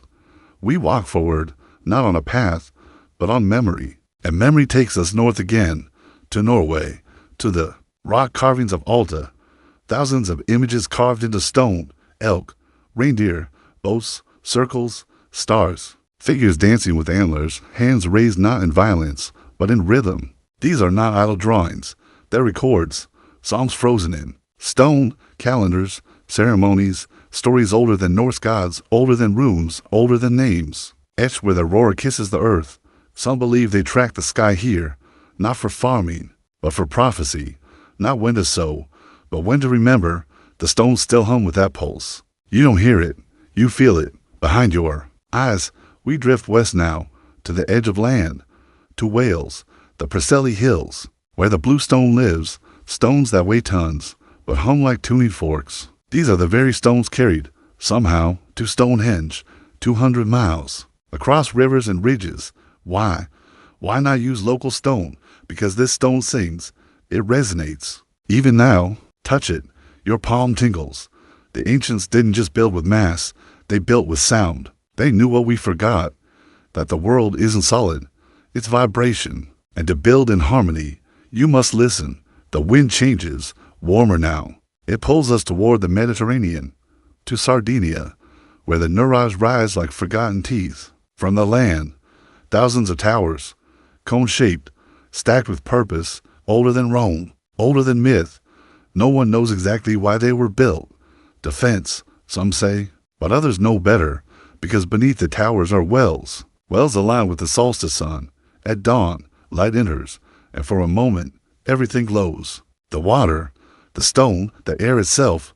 Some believe this was a civilization of stargazers, of earth healers, of people who knew how to live with sky, not against it. There are carvings of long-headed beings, not alien, just ancient, just different. A race remembered in lullabies, not textbooks, and the stone still remembers their breath. We move again, east this time, to Iran, but not Persepolis, deeper, to Chogazambil, a ziggurat so old it bends language, built not by Babylonians, but Elamites, a people forgotten even by most historians, and yet they built like they were singing, brick by brick, inscribed, thousands of names, thousands of prayers, like pixels in clay, together. A story, together, a symphony. The ziggurat faces the sky. Its layers spiral upward, not for grandeur, but for dialogue, to speak to the stars, to listen to rain. They say it once held sacred fire that never went out, not because of fuel, but because it knew how to burn without dying. We drift again, south, to Oman, to the empty quarter. But it's not empty, not truly. Beneath the dunes, they found walls, roads, an entire city buried in silence. Ubar, the Atlantis of the sands. The Quran called it Aram, of the pillars, the city of giants, the city that defied the divine. Collapsed in sand as punishment, or so the stories go. But the pillars are real, the streets, the cisterns. The stone that shouldn't be there, melted, fused, as if by heat not of this earth. Some say a comet fell, others say a weapon. But the sand doesn't argue, it only covers, it only waits. We wait for the next breath, for the next hum, because every city we uncover carries not just history, but warning, a whisper, remember, honor, balance. Let's go west, to Algeria, to Tassili Najjar, a plateau of stone, scarred by time and wind, but in its canyons, art, cave, walls covered in figures, not crude, elegant, floating beings, dancers, masks, eyes wide with light, some with helmets, some with stars, paintings dated 12,000 years old. They call them the God figures, not because of belief, but because of presence. Because even now, they watch you, and something in you remembers them. Maybe they weren't gods. Maybe they were memory. Maybe they were us, before forgetting. Do you feel it? The shift, the stillness under the noise? That's not silence. That's signal. That's the past knocking through your skin. We are not moving forward. We are circling, spiraling, revisiting what we left behind, not in ruins, but in ourselves. The journey is not about finding. It's about remembering. And the next place, the next whisper, it's not across the world. It's already inside you. Close your eyes. Breathe. The stones are still speaking. The night thickens now, but it's not darkness. It's depth. A kind of silence that doesn't come from absence, but from knowing. The stars are closer here, not because we've risen, but because the weight of history has dropped away. We flow now, not in sky, but in story, and the story carries us east, to Japan, not to Tokyo, not to temples, to forests, to mists, to a whisper wrapped in stone. We arrive at Ishino-Hoden, a monolith, massive, unfinished or untouched, a stone so precisely cut, so impossibly balanced, that even now, it hovers, just barely, above the earth, not resting, suspended. They say it weighs over 500 tons. No cranes, no seams, just stone and silence. No one knows who carved it. No one knows how. Even today, it defies explanation. Some say it was a shrine to the gods. Others say it was a message, a punctuation, mark from another age, a weight to anchor memory itself.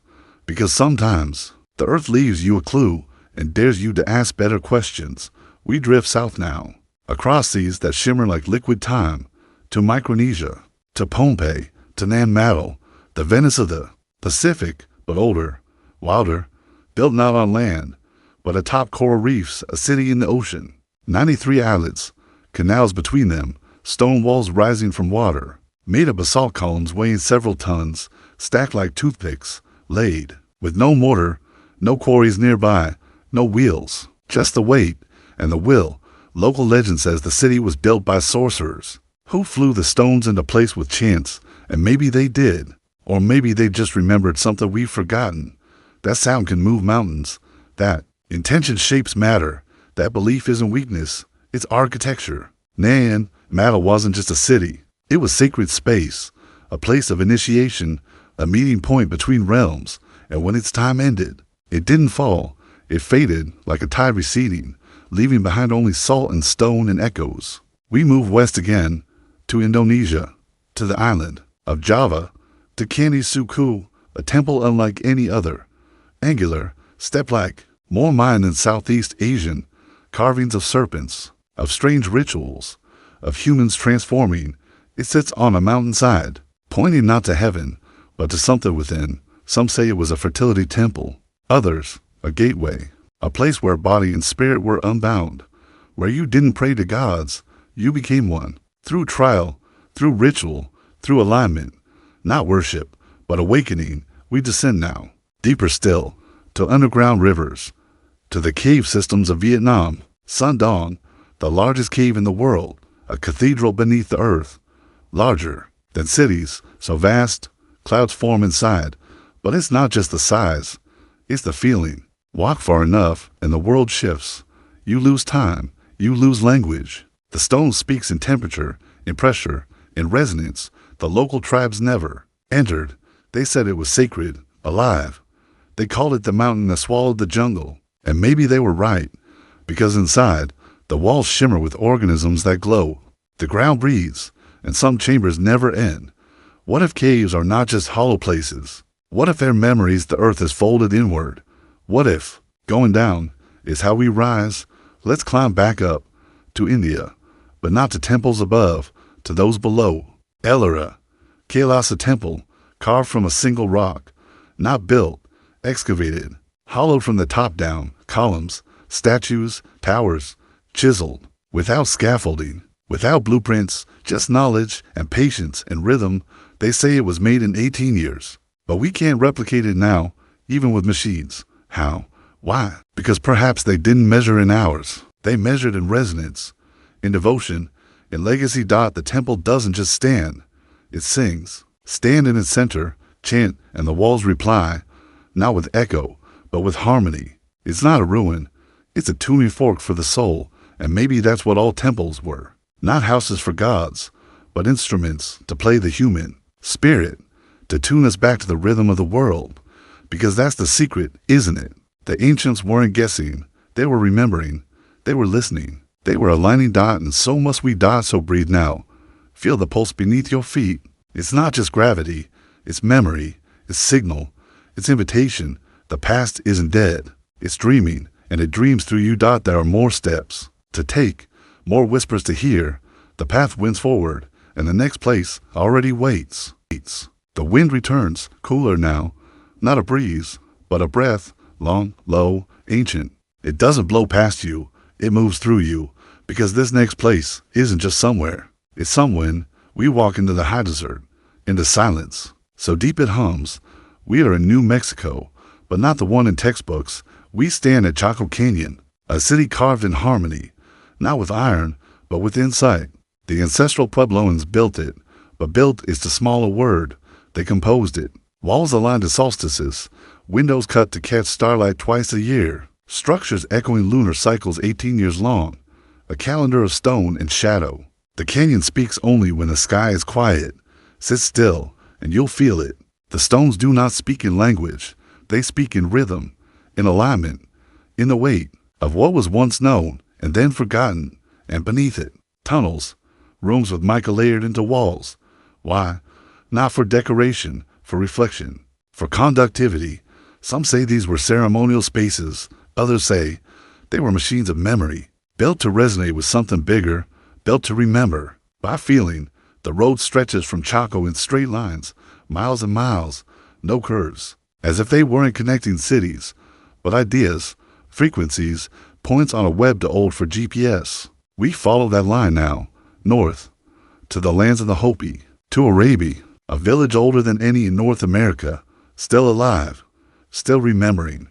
The Hopi don't call their stories myths, they call them instructions, truth passed through breath. They speak of 4 worlds, each one destroyed, each one reborn, not in fiction, in memory. They speak of ant people, beings who lived underground, who sheltered humanity when the sky burned, who taught them rhythm, balance, the spiral of life, and when they emerged again into the light, they carried songs, maps not drawn, but sung, songlines across desert, across time. And perhaps the strangest thing, their stories align with others. Aboriginal dream time, Doggin cosmology, Vedic cycles.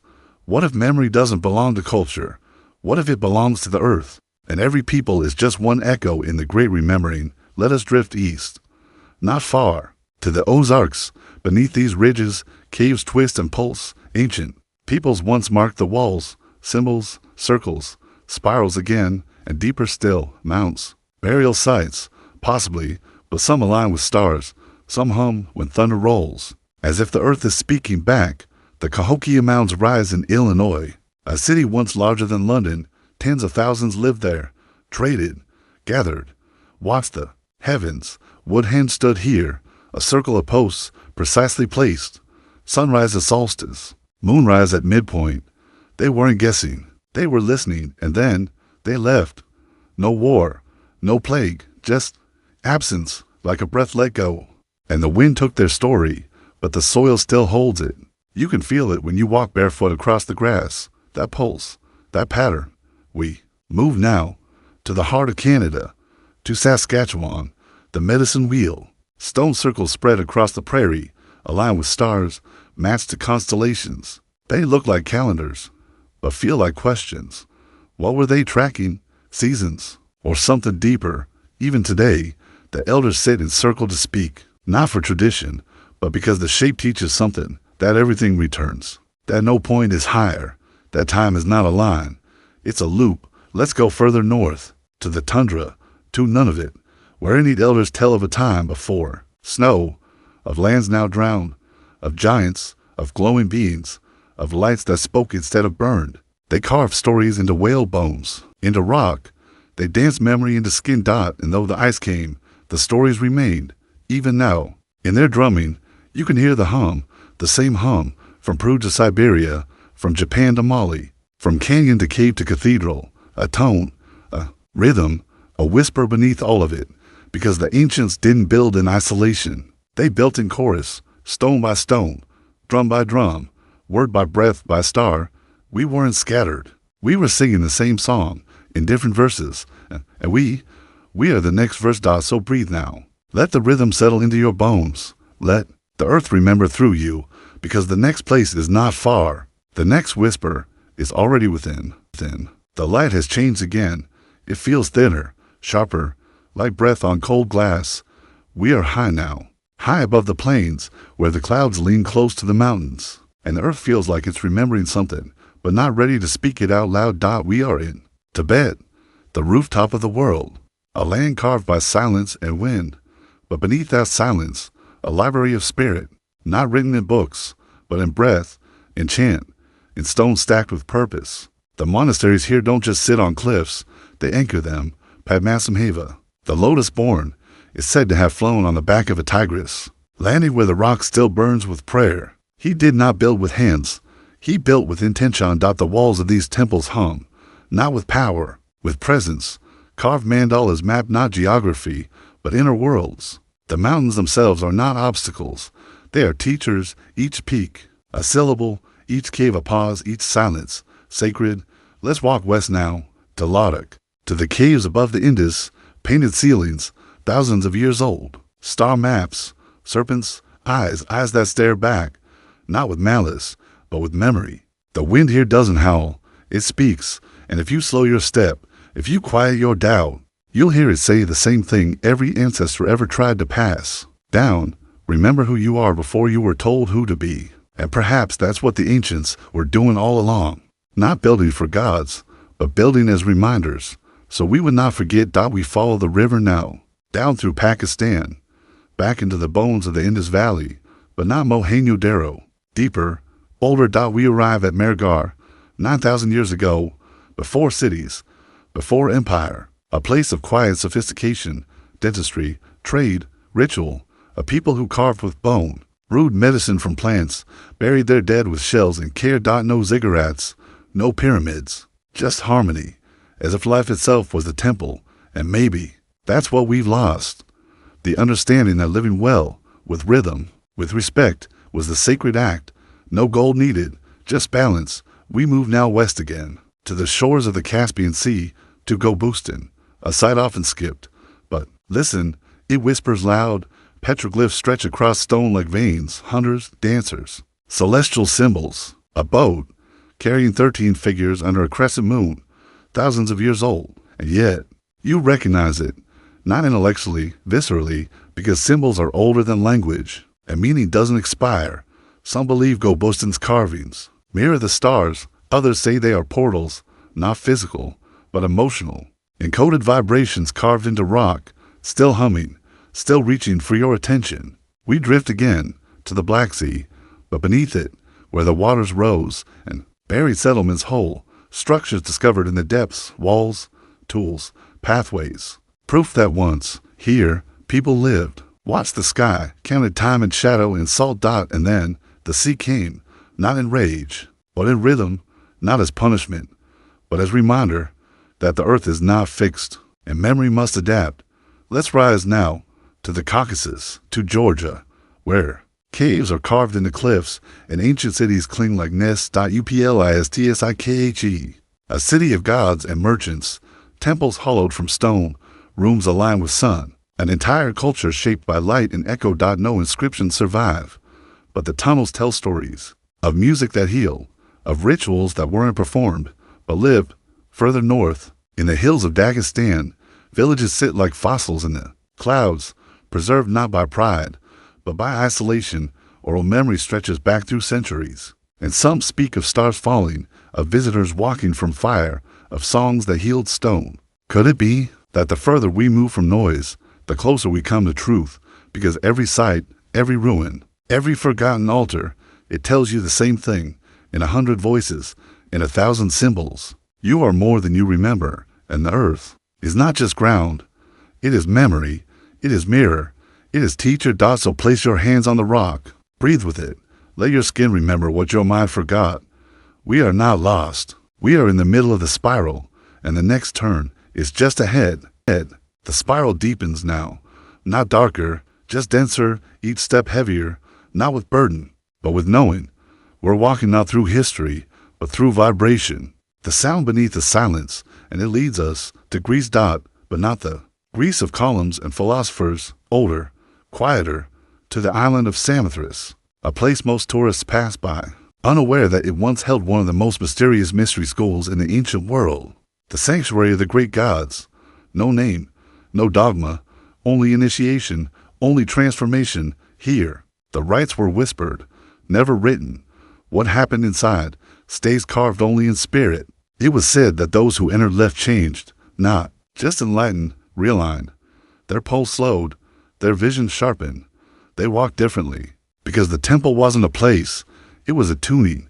Initiates entered blindfolded, walked through winding stone halls, heard voices not with their ears, but with their skin, then emerged, weeping, not from fear, but from memory. To big the whole. And across the Aegean, another island waits, Delos, the navel of the Cyclades, once forbidden of birth or death, because it was sacred, because it was still, a point between realms. It is said to be the birthplace of Apollo and Artemis, but that's only part of the truth.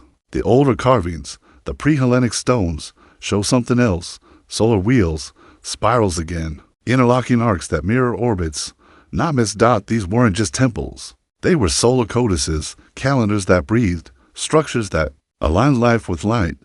We drift now to the mainland, to the cave of Tainaron, the mouth of Hades, but not the hell you were taught, not punishment, passage, a gate between, marked by stones that hum when the tide turns, by walls that echo only certain sounds. Pilgrims once came here not to fear death, but to understand it, to remember that the veil is not a wall, but a breath.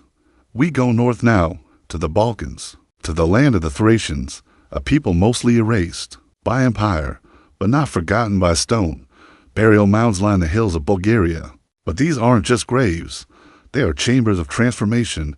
The Thracian tombs were circular, oriented to the stars, painted inside with figures in motion, women holding sons, men dissolving into birds, as if death was not an end, but a beginning. And in the center of each tomb, an altar, not to offer to the gods, but to anchor the soul, to keep the spiral turning.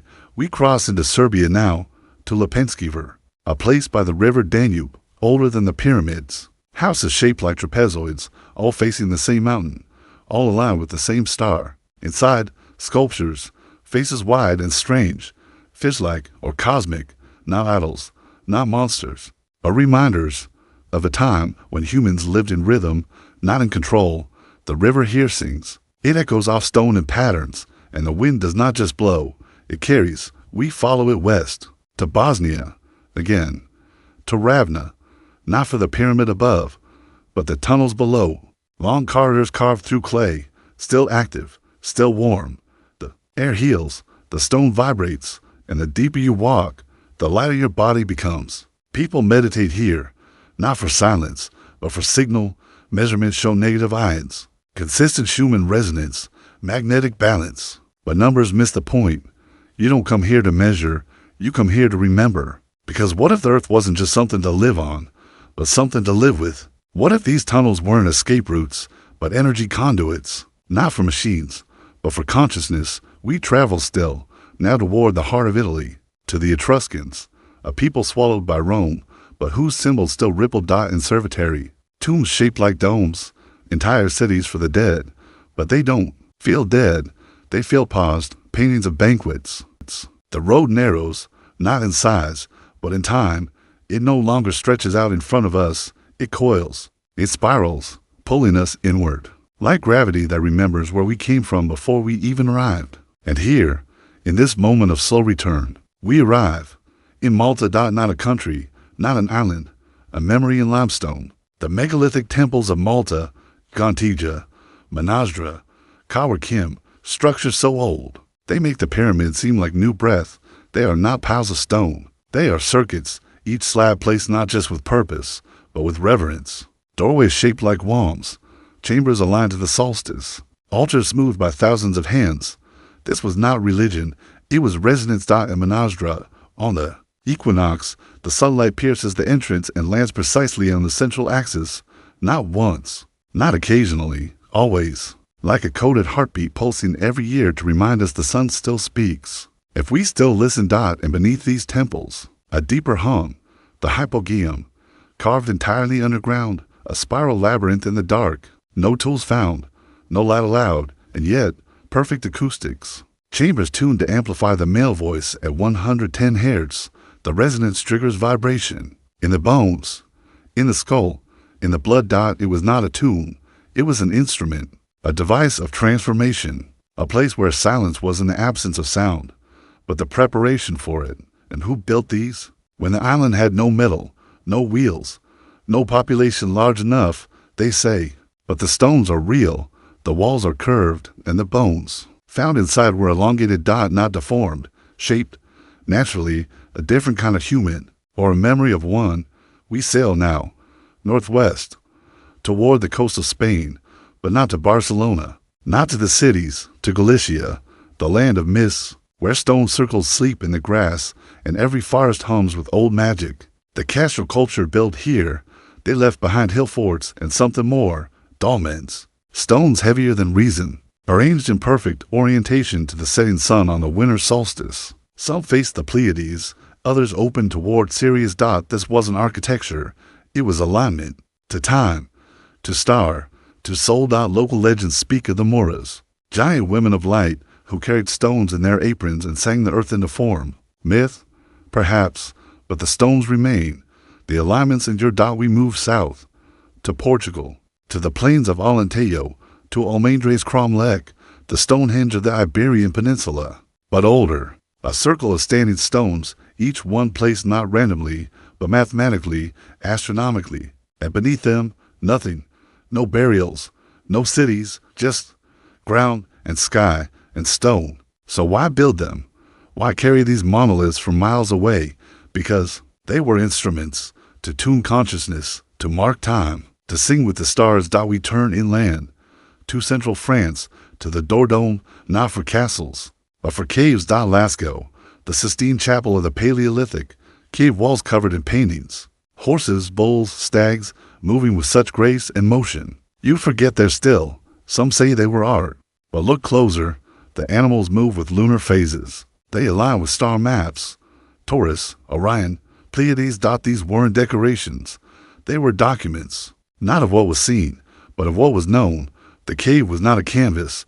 It was a chamber, a place of ritual sound, where voices echoed in precise patterns, where rhythm amplified vision, where memory entered the marrow. We drift again, to Germany, to the Black Forest, to the Externstein, a towering rock formation, sacred since before records. Carvings mark the solstice, a chamber drilled through stone that aligns with sunrise. On only one day a year, inside, the acoustics are haunting, as if time waits inside the rock and only speaks when you ask the right question.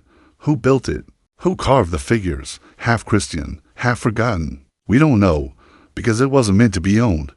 It was meant to be used, to remember. Now to the northeast, to the Baltics, Latvia, Estonia, Lithuania, where forest stones are still circled for midsummer rites, where songs are not sung, but handed down like seeds, and some stones, seen back in ancient groves.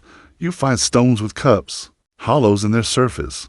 Water collects, and when drummed lightly, they resonate. No one knows who carved them, no one knows how old, but every elder knows which stones heal, which ones dream, and we listen now, not with ears, but with breath, because the spiral continues, not forward, but inward, deeper. Across these ruins, across these mountains and shores is a pattern, not of domination, not of empire, but a connection, a web of memory, a net of frequency, a song in stone. Every ruin we've walked was once alive, every carving once sang, every chamber was once a doorway, and every silence is waiting to be filled with breath again. So take that breath, deep, let it sink, let the dust become your language, because we are not retracing, we are returning, not to worship the old, but to reawaken it. The earth has never stopped whispering, but now, finally, we're listening again, and the next place already knows your name. This is the final turn of the spiral, not an end, but a convergence, where every whisper we followed returns. The stones are no longer silent. The earth is no longer still. Everything breathes now. Everything remembers. We begin this final step not by moving, but by standing still, still enough to feel your pulse slow, still enough to notice the rhythm beneath your breath. That is not your heartbeat. That is the hum of the ancient world, moving through you like a river returning to source, and the source is everywhere. We walk now to Siberia, to the icy edges of memory, to the valley of death, a place few speak of and fewer still have seen. Scattered across the frozen wilderness are strange domes, half buried in permafrost, metallic, smooth, seamless. The locals call them cauldrons. Some say they're weapons of the old gods, others landing sites, but no one can explain why animals avoid the area, why compasses fail, why those who lingered along grow sick or dream of other skies. The land resists excavation, but whispers persist, of giants, of fire from above, of a war so ancient it burned itself into myth, and then into stone. We move south again, through Mongolia, past the steppes, to the flaming cliffs of the Gobi. Not just fossil beds, but fossil temples, structures carved into canyon walls, hidden chambers once lit by fire and ritual, paintings not of dragons or deer, but of beings cloaked in gold, surrounded by wheels within wheels. You ask, are they gods? No, they are reminders that the human story is not singular, it is layered, and beneath every layer is a voice that says, before you forgot, you knew. We enter now into the Himalayan spine, but not the peaks, the hollows, Shambhala, a city not on maps, but in mantras, a world said to be within, not beneath, guarded not by gates, but by vibration. Some say it is legend, others say it's memory hidden in the folds of DNA, a resonance so pure, only the stillest hearts can feel it. A city where knowledge didn't just live, it breathed, a place not lost, but waiting. And as we leave Asia behind, the spiral widens. It stretches across ocean, to Polynesia. To Rapa Nui, Easter Island. The Moai stare not outward, but inward, their backs to the sea, their gaze turned to the heart of the land. They are not idols, they are listeners. Each carved from stone, then walked across the island. Yes, walked, not rolled, not dragged. They were swayed side to side, sung into motion. Rhythm moved what muscle could not. They were not statues, they were messages, anchors of memory, placed to hold space, not for gods, but for humanity. We journey across ocean again, to the American Pacific, to Hawaii. To Pu'onua Ohananau, the place of refuge. Here, those who broke sacred law could be forgiven if they reached the temple in time. It wasn't just a sanctuary, it was a reset. Black lava met turquoise sea, and amid the heat, a coolness, an understanding that justice did not require punishment, only restoration. The ancients knew that mistakes were part of the spiral, and spirals, by nature, return. Let's move inland now, to the Andes, to Tiwanaku, before the Inca, before the known, massive stones locked in jigsaw cuts, sharp, perfect, as if sliced with lasers, not built, ranged, not by slaves, but by knowledge. The gateway of the sun stands tall, carved from a single block, aligned to solstices, etched with symbols no scholar has fully read, and above it, a figure, wielding rods, wearing rays. Some say it is Viracocha, the bringer of knowledge. Others say it is older, a guardian of vibration. We walk east, to Brazil, to Pedra do Inga, a wall of stone, covered in glyphs, swirls, stars, untranslated, but familiar. Look long enough, and they look like circuits, like maps, like music. The locals call it the writing of the gods, but perhaps it's just the earth, writing to itself. We drift back to North America, to Mount Shasta, where native stories speak of Lemurians beneath the mountain, where lights dance with no source, where dreams grow strange and lucid. Some laugh, others listen, because even the earth has heartbeats, and some places pulse stronger than others. We pause now, at the center of the spiral, back in ourselves, back in breath, because everything we've seen, every ruin, every star-lined stone, every cave and monolith and forgotten chamber is not just history, it's a mirror, a reminder that you are made of memory, that your bones are older than your name, that your blood still hums with the sound of long-lost drums. The ancients did not vanish. They became soil, sky, stone. They are not waiting to return. They are waiting to be remembered. So step gently now. Feel the ground. Beneath your feet is 1,000 generations, watching, singing, echoing every step you take. You are not lost. You never were. You are only walking back to where it all began. So take the final breath, deep. Let it settle. Not an end, not even a beginning, just a return, a retuning, to the vibration that never left, to the whisper beneath the world, the whisper that says, you are the memory and the remembering.